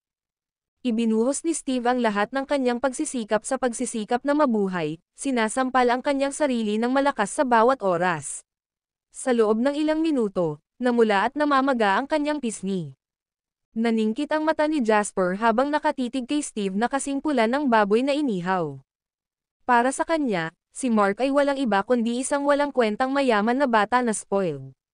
Wala siyang lakas ng loob o utak na maging kapaki-pakinabang sa kanya. Gayunpaman, iba si Steve. Siya ay mas matalino kaysa sa kanyang tila at mas masama. Si Steve ang nagturo kay Julian kung ano ang gagawin ngayon. Kung hindi pa iyon sapat, maaari pang ang mamula si Steve sa isang kisap mata kapag nabigo ang mga plano. Kahit isang casual na nanunood ay ramdam ang sakit sa kanyang mga sampal. Gayunpaman, hindi iyon nangangahulugan na mas madaling pakitunguhan si Steve kaysa kay Mark. Sila ang tunay na makamandag. Kung hindi mo sila papatayin ngayon, mas magdudulot pa sila ng problema sa hinaharap. Tahimik na pinagmamasdan ni Jasper ang sarili habang sinasampal ni Steve ang sarili. Wala siyang ginawang aksyon para pigilan si Steve, ni kahit isang salita. Di nagtagal, sinampal ni Steve ang kanyang sarili ng labis na nagsimula siyang makakita ng mga bituin sa kanyang paningin. Namamanhid ang kanyang mga pisngi, at umaagos ang dugo sa mga sulok ng kanyang bibig. Nang tuluyang mawalan siya ng lakas sa kanyang mga braso para ipagpatuloy ang paghampas sa sarili, sinabi niya kay Jasper, patawarin mo ako. Isinusumpa ko na magiging disenteng tao ako sa hinaharap. Hindi na kita guguluhin pa. Bahagyang ngumiti si Jasper. Para bang patatawarin na niya ito. Pagkatapos, inilabas ni Jasper ang kanyang telepono nang hinayaan ni Steve ang pagsiklab ng pag-asa sa kanyang puso. Tinawagan niya si Xavier Johnson na mabilis na sinagot ang telepono. Kumusta ka, Mr. Lane? Parehong nalilito at gumagalang si Xavier. Naglakas loob ka bang maging Panginoon ng industriya ng mga materyales sa gusali ng Brack County ngayong gabi? Napatayo si Xavier sa kama nang marinig ang sinabi ni Jasper. Naging mabilis ang kanyang paghinga at hirap. Oo, sabi ni Xavier sa mahinang boses. Sige, ikalat mo ang balita. Kapag tapos na, makipag-ugnayan sa mga supplier na nakipag-ugnayan ka at makipagpulong sa kanila sa Future Industries upang bayaran ang mga nakaraang pagbabayad. Kumalabog ang puso ni Xavier habang nagtanong, Mr. Lane, may nagbago ba? Lumingon si Jasper kay Steve na may pagtataka at takot na ekspresyon sa mukha. Nasa tabi ko si Steve Quer. Ang isang maikling pangungusap na iyon ay sapat na para matanto ni Xavier na may isang bagay na sensitibo at masasamang nangyayari. Pinipigilan niya ang kanyang curiosity habang sinabi niyang, kukunin ko kaagad. Ibibigay ko sa iyo ang aking salita na ang mga pintuan ng Future Industries ay malapit nang mapuno ng mga taong naghahanap ng kabayaran. Ngumiti si Jasper at nagtanong, nasa building materials industry ka. Ang iyong cash flow ay sinusuportahan ng mga default na pagbabayad at mga pautang sa bangko, tama ba? Tumanggo si Xavier at sinabing, oo. Karaniwan kaming nagbabayad ng isang settlement na 40% at pagkatapos ay binabayaran namin ang natitirang pera sa panapanahon. Iyan ang account para sa kalahati ng aming cash flow. Sinusuportahan ng mga pautang sa bangko ang iba pang kalahati. Ang video na ito ay edited by Herban Storytelling. Kabanata 255. Gawin mo ang dapat mong gawin. Bukas, walang bangko sa Brack County ang maglalabas ng loan sa Future Industries, at magsisimula silang humingi ng mga pagbabayad para sa mga pautang na nagawa na. Nang matapos magsalita si Jasper ay hindi na niya hinintay ang gulat na sagot ni Xavier bago ibinaba ang telepono. Sa pagkakataong iyon, naramdaman ni Steve na namamanhid ang tuktok ng kanyang ulo habang nakatitig kay Jasper. Papatayin ni Jasper ang buong pamilya niya. Ano? Anong ginagawa mo? Sinong tinawagan mo? Nanginginig ang boses ni Steve habang nagtatanong. Sino ang pinakamasisiyahan na makitang nabigo ang Future Industries sa buong Brack County? Mahinahong tanong ni Jasper. Nanginginig si Steve habang umuungal, ano ang gusto mong gawin? Hindi pinansin ni Jasper si Steve. Dumating na kasi si Harvey Zion. Nakipag-usap si Harvey sa mga taktika sa kanyang mga kapatid nang tawagan siya ni Mark. Ang lahat ng mga order para sa kanilang kumpanya ng paggawa ng barko ay nakansela, at ang Harbor City ay tumanggi na bigyan sila ng pagkakataon para sa isang talakayan. Hindi ito maitatago ni Harvey sa kanila kahit na sinubukan niya. Ang mga relasyon ay isang komplikadong bagay sa loob ng negosyo ng pamilya. Maaaring si Harvey ang padre de pamilya, ngunit wala pa siya sa yugto kung saan makokontrol niya ang lahat. Galit na galit siya nang marinig na walang magandang balita si Mark, na hinihingi niya ng tawad. Bagkus, bihag na siya ngayon sa isang hotel. Sa kanyang opinyon, ang JW Real Estate ay hindi nagpapakita ng paggalang sa pamilya ng Zion. Maaaring may kasalanan ang pamilyang Zion dito, ngunit isa pa rin sila sa mga maniniil ng Brack County. Kung ang JW Real Estate ay napaka-agresibo ano pa't hindi lamang nila tinanggap ang kanilang paghingi ng tawad kundi nabihag pa ang isa sa kanyang mga tao, hindi ba iyon isang malakas na sampal sa mukha? Kaya naman, agad na umalis si Harvey kasama ang dalawa sa pinakamagaling niyang bodyguard. Pagdating sa hotel room ay nakita agad ni Harvey si Mark na nakapulupot ang mga kamay sa dumudugong ulo. Nakita rin niya si Steve na dumobol ang laki ng mukha ni Steve habang nakaluhod sa harapan ni Jasper. Naningkit ang kanyang mga mata. Ikaw si Jasper Lane. Tahimik na tanong ni Harvey.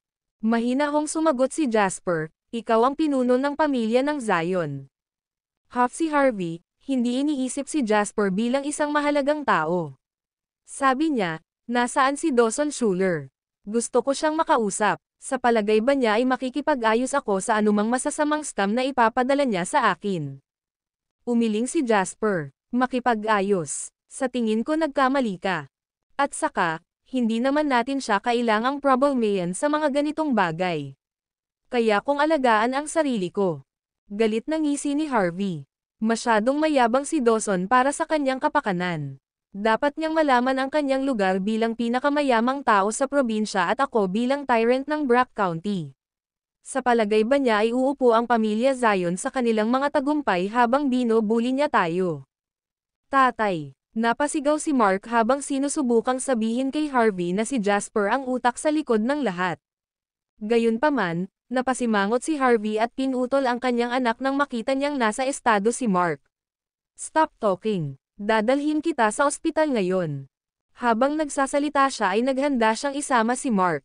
Umalangaw-ngaw ang mahinang boses ni Jasper.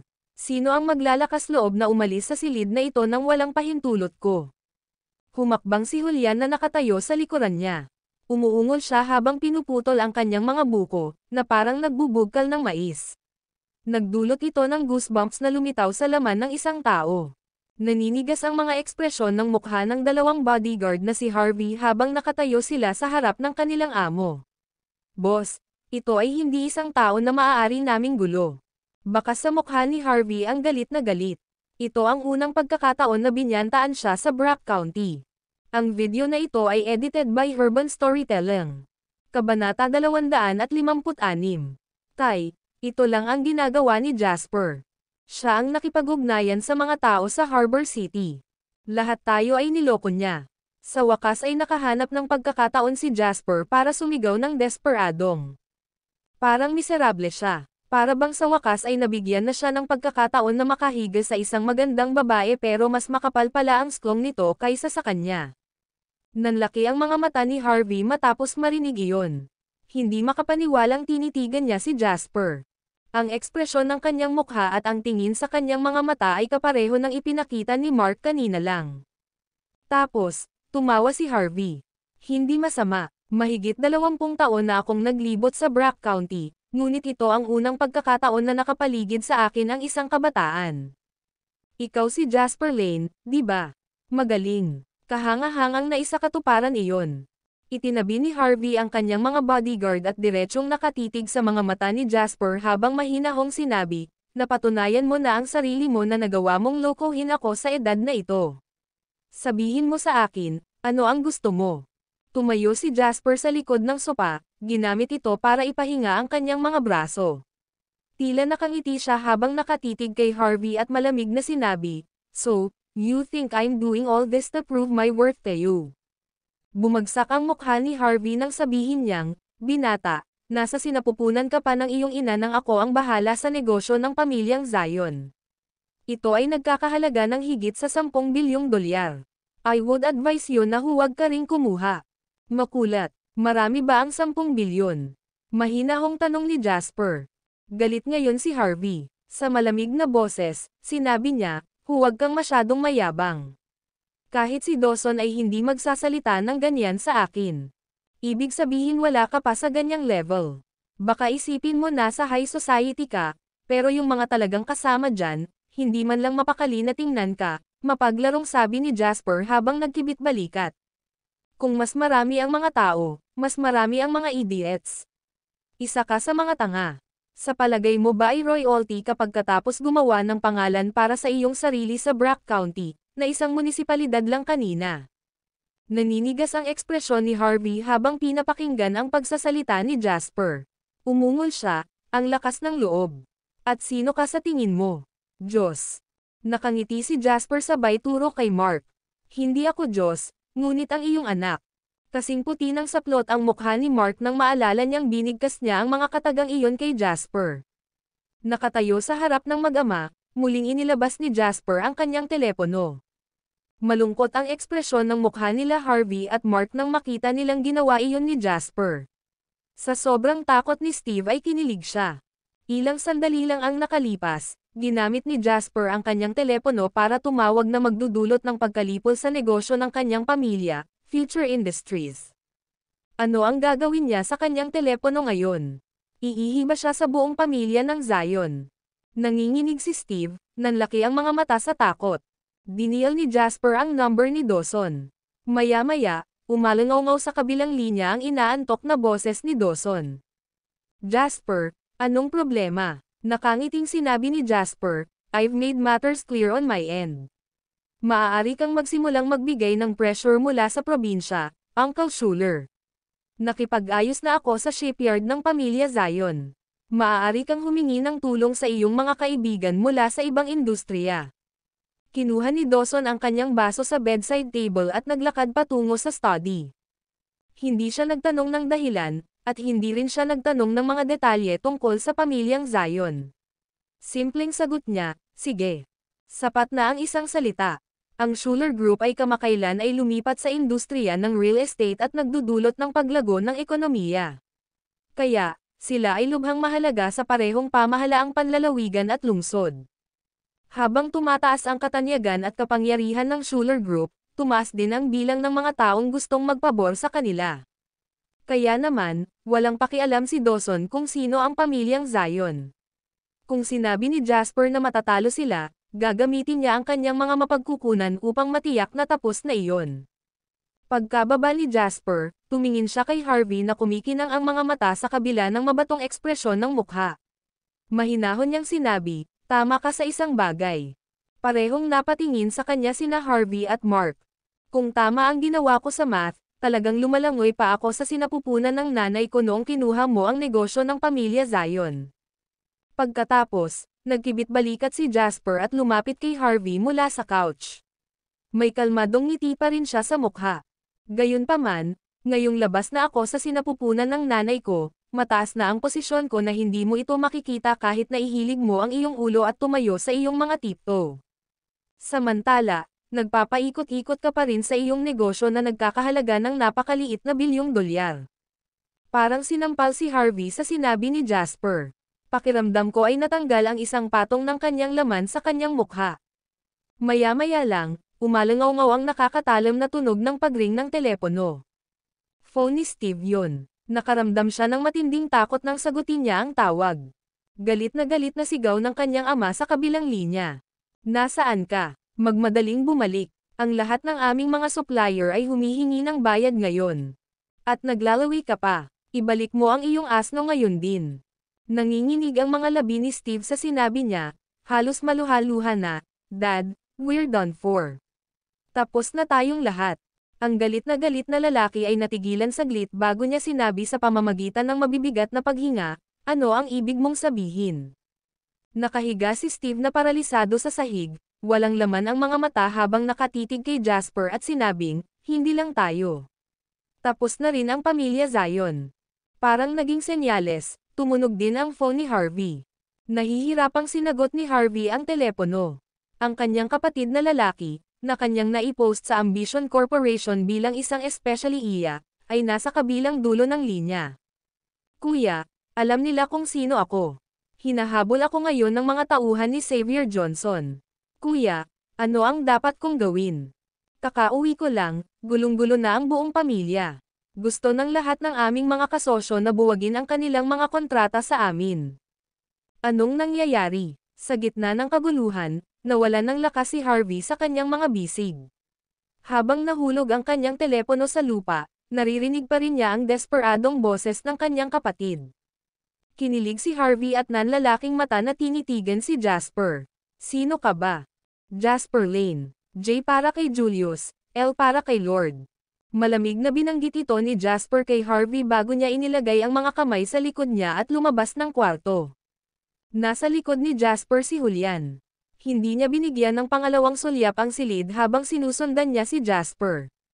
Si Mark ay kasing puti ng saplot habang nakatitig kay Harvey, na may nakakatakot na ekspresyon sa kanyang mukha. Kinakabahan siyang nagtanong, Tatay, ano ang dapat nating gawin? Ang video na ito ay edited by Urban Storytelling. Kabanata 257. Ang mukha ni Harvey ay naging isang maliwanag na lilam ng pula habang pinulupot niya ang kanyang mga kamay sa mga kamao at umuungal na parang sugatang hayop. Ano ang dapat nating gawin? Paano ko naman malalaman yon? Sinaman ng tingin ni Harvey si Mark bago ito nagtaas ng kamay para bigyan si Mark ng isang malakas na sampal sa mukha. Hinihiling kita na pumunta para humingi ng tawad. Ganito ka ba humingi ng tawad? Ha? Habang sumisigaw si Harvey, nagdilim ang paningin niya at muntik na siyang bumagsak sa lupa. Sa huli, nagngangalit siya at sinabing, pananatilihin ng pamilyang Zion ang anumang kapangyarihang magagawa nito. Para sa iba pa, pag-uusapan natin sila sa hinaharap. Kuwit. Kumuha si Jasper ng isa pang silid na pagtrabahuan para hindi niya magambala ang pagtulog ni Wendy. Pagbalik ni Jasper kasama si Julian, nadatnan niya si Wendy na nakakulong tamad sa sopa at nanonood ng telebisyon. Tapos na? Tanong ni Wendy. Oo. Tumanggaw si Jasper at malumanay na nagtanong, hindi ka pa ba matutulog? I was waiting for you, sagot ni Wendy sa payak na tono. Tumawa ng mahina, sinabi ni Jasper, it was a success. Dapat ay maisulong natin ang proyekto bukas. Paano mo pinaplano na tanggalin ang pamilyang Zion? Curious na tanong ni Wendy. Sandaling nag-isip si Jasper. Ang pamilyang Zion ay nagmamay-ari ng ilang negosyo, ngunit ang shipyard lamang ang may halaga. Hindi rin siya nakatutok sa ibang bagay. Haharapin ko si Mr. Lambert bukas, sagot ni Jasper. Tumanggaw si Wendy at tumingin kay Julian na walang salita na nakatayo sa pintuan. Tinawag siya nito, ikaw si Julian, tama. Nagulat si Julian, na bihirang makipag-usap sa mga estranghero, pati na ang magagandang babae tulad ni Wendy. Tumanggaw siya. Baka sa kanyang ekspresyon ang pagtataka at pagkataranta. Humajijek si Wendy, tumaas ang pagkagusto niya sa malaki at down-to-earth na lalaki. Pwede kang maging bodyguard ni Jasp.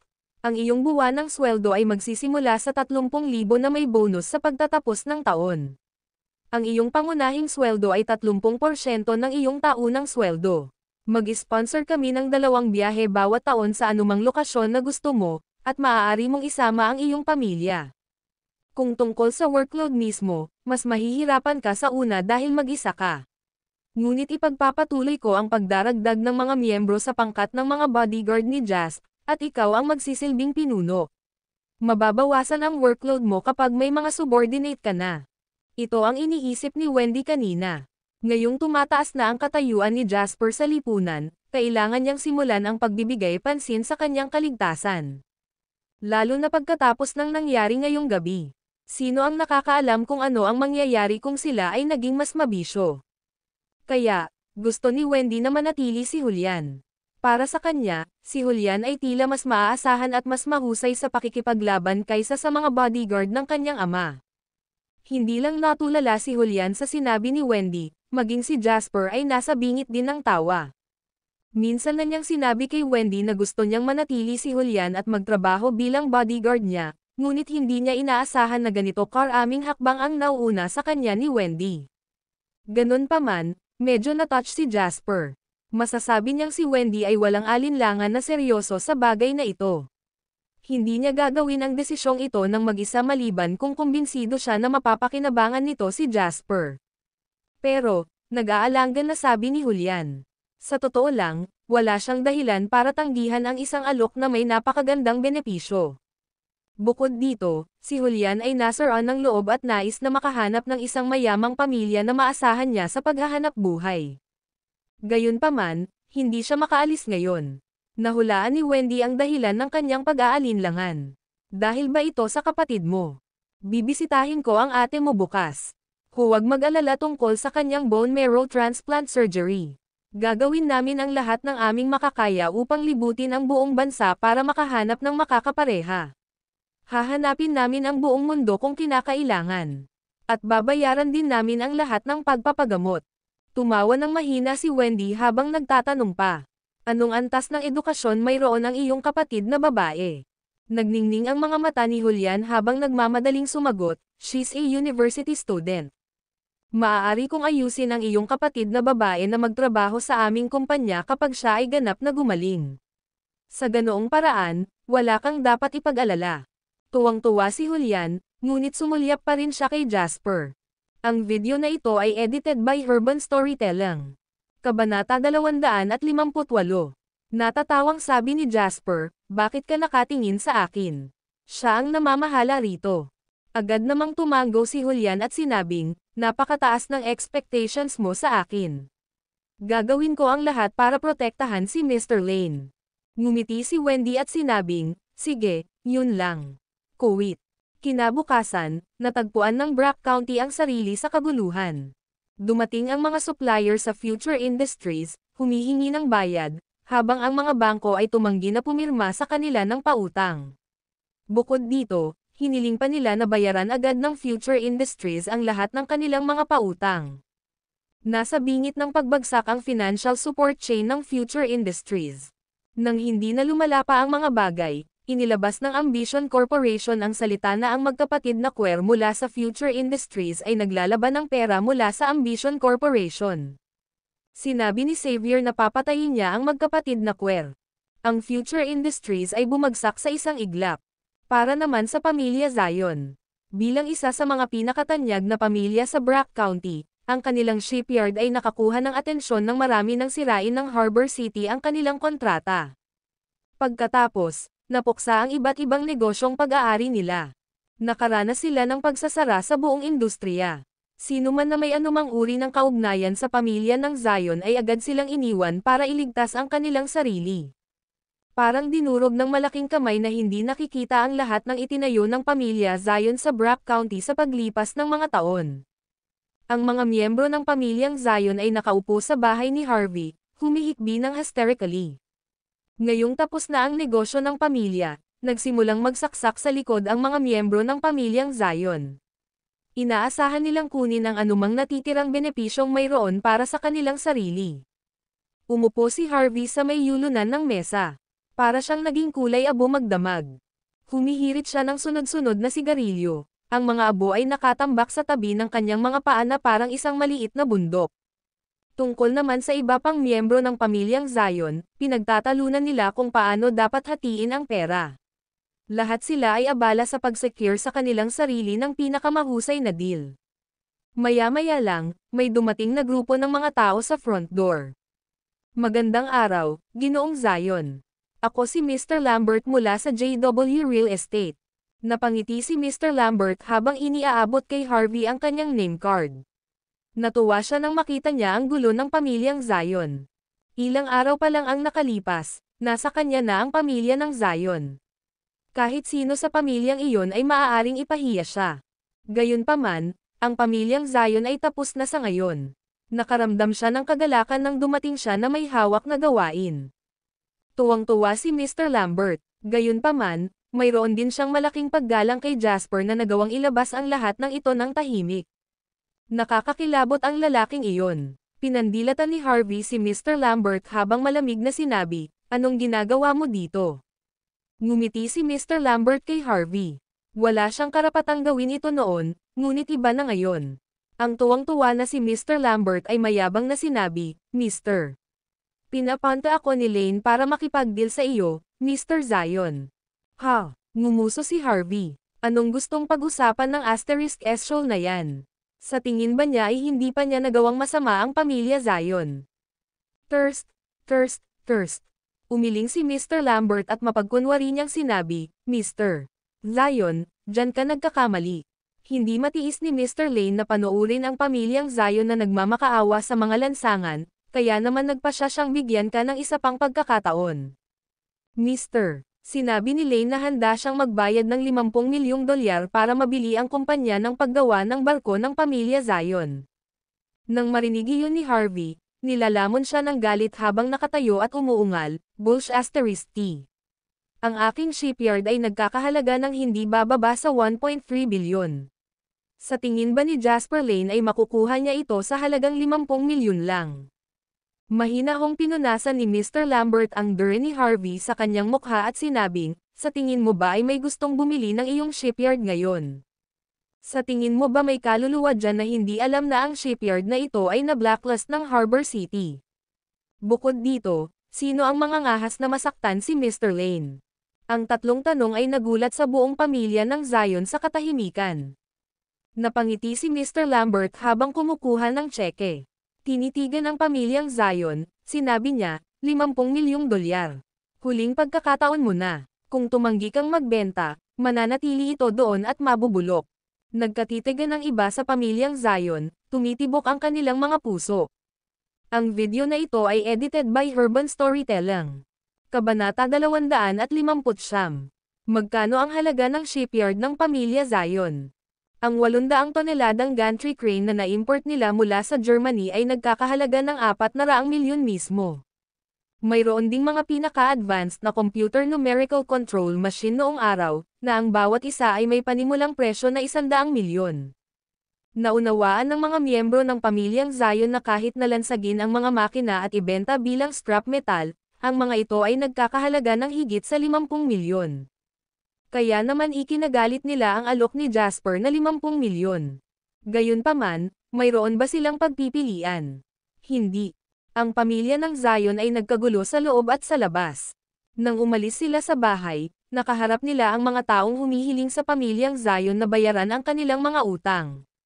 Pag-uwi nila, ang bawat tao sa pamilya ay nagkalkulo kung paano sila makakakuha ng pinakamalaking halaga ng pera.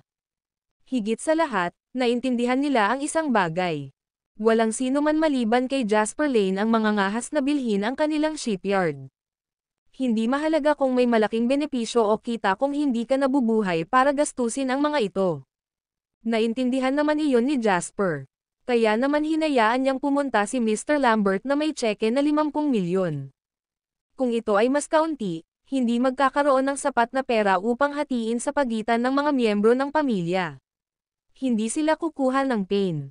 Nais ni Jasper na angkinan ang shipyard nang hindi nagdulot ng anumang casualty. Kung nagpasya ang pamilyang Zion na kunin ang panganib at hindi tanggapin ang alok, hindi ito akma sa pare-parehong diskarte ni Jasper sa pag-maximize ng mga benepisyo. Ang halaga ng pera na ito ay sapat lamang upang huminto at makapag-isip ang pamilyang Zion. Masasaktan sila kung papayag sila. Gayunpaman, mas masasaktan sila kung tumanggi sila.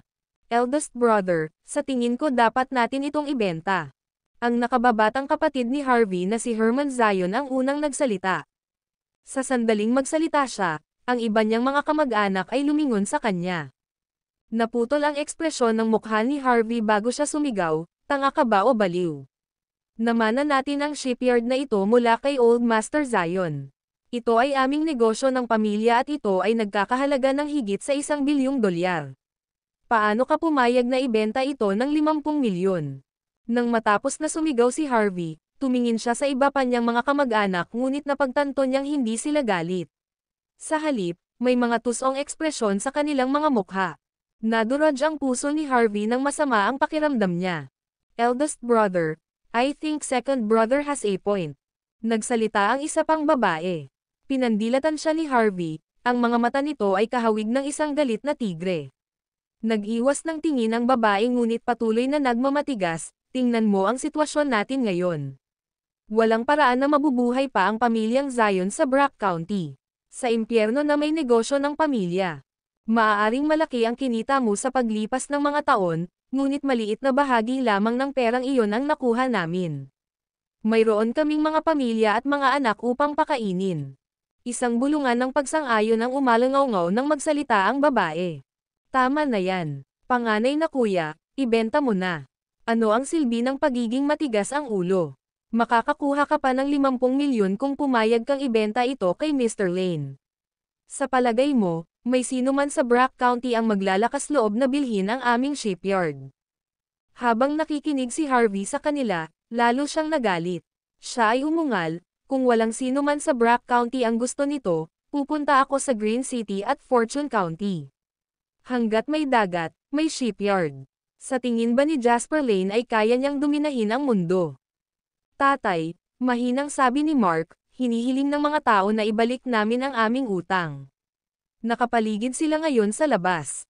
Walang paraan para makalabas ka. Hindi nila tayo bibigyan ng oras para makalakam ng pera. Natunaw ang galit na ekspresyon sa mukha ni Harvey nang mamula ang mukha nito. Inalis ni Mr. Lambert ang kanyang kamiseta habang tinitingnan ang mga ekspresyon ng mga miyembro ng pamilyang Zion. Lalong lumaki ang respeto niya kay Jasper. Nakakakilabot ang mga kalkulasyon ni Mr. Lane pagdating sa pakikitungo sa mga tao. Ang video na ito ay edited by Urban Storytelling. Kabanata 260. Nakuha siya ni Jasper sa oras na ito dahil alam niyang ang buong pamilya ng Zion ay magtatalo tungkol sa pera o tatalakayin ang mga diskarte. Maaaring si Harvey ang padre de pamilya, Ngunit sino ang mag-iisip para sa pamilya kung hindi man lang nila maprotektahan ang kanilang sarili sa panahon ng krisis na tulad nito? Bawat miyembro ng pamilya ay may bahagi sa paggawaan ng barko. Ngayon na ang oras upang kumita ng mas maraming pera hanggat maaari. Sa interjection na ito, hindi mapipigilan ni Harvey ang kasakiman ng kanyang mga kapamilya kahit gaano pa siya kapilit. Mr. Inutusan din ako ni Lane na bigyan ka lang ng 20 minuto para pag-isipan ito, 15 minutes na ang nakalipas. Aalis ako kung hindi ka papayag, magarbong wika ni Mr. Lambert. Naging sanhi iyon ng mga miyembro ng pamilyang Zion na magkaroon ng mas pangit na ekspresyon sa kanilang mga mukha. Magbebenta ako. Kinagat ni Herman ang kanyang mga ngipin habang nakatayo at sinabing, ako ang nagmamay-ari ng 20% ng shares ng shipyard. Ang iba sa pamilyang Zion ay hindi makaupo matapos marinig ang sinabi ni Herman. Magbebenta rin ako. Pagmamay-ari ko ang 13%. Mayroon akong 17%. Magbebenta din ako. Isang masiglang talakayan ang naganap. Maya-maya, si Harvey na lang ang hindi pa nagsasalita. Namumutla ang mukha ni Mark habang hinihila ang sando ni Harvey at nabulunan. Tay, bakit hindi natin ibenta? Maaari tayong pumunta sa ibang bansa at magsimulang muli. Isang mahabang buntong hininga si Harvey. Tila may edad na siya nang hindi bababa sa 10 taon habang walang gana niyang sinabi, magbebenta ako. Ibebenta ko lahat. Napangiti si Mr. Lambert sa kasiyahan. Habang ang mga miyembro ng pamilyang Zion ay naiinip na tumingin, kinuha niya ang isang kontrata na inihanda kanina mula sa kanyang briefcase at sinabing, kung ganoon nga, kakailanganin ko ang pirma ng lahat. Magkakabisa ang kontrata kapag napirmahan na ng lahat ang kanilang mga pangalan. Ang iyong pamilya ay magkakaroon ng karagdagang 50 milyong dolyar. Walang nag-alinlangan nang makita nila ang tseke sa mga kamay ni Mr. Lambert at lumundag na pirmahan ang kanilang mga pangalan. Nang tuluyang mapirmahan ni Harvey ang kanyang pangalan, kinuha ni Mr. Lambert ang kontrata at inilagay ang 50 milyong dolyar na tseke sa coffee table. Nakangiti niyang sinabi, "It's been a pleasure doing business with you. Sana hindi na tayo magkita ulit." Pagkatapos, humagalpak ng tawa si Mr. Lambert nang tumalikod siya para umalis. Habang isinara niya ang pinto, narinig niya ang tunog ng pag-ungol ni Harvey sa parehong galit at galit. Para siyang sugatang hayop. How dare you fight against Mr. Lane with such capabilities? Malamig na ngumiti si Mr. Lambert nang sumakay siya sa kotse at umalis. Kuwait. Ang Brack County ay isang misteryosong lugar.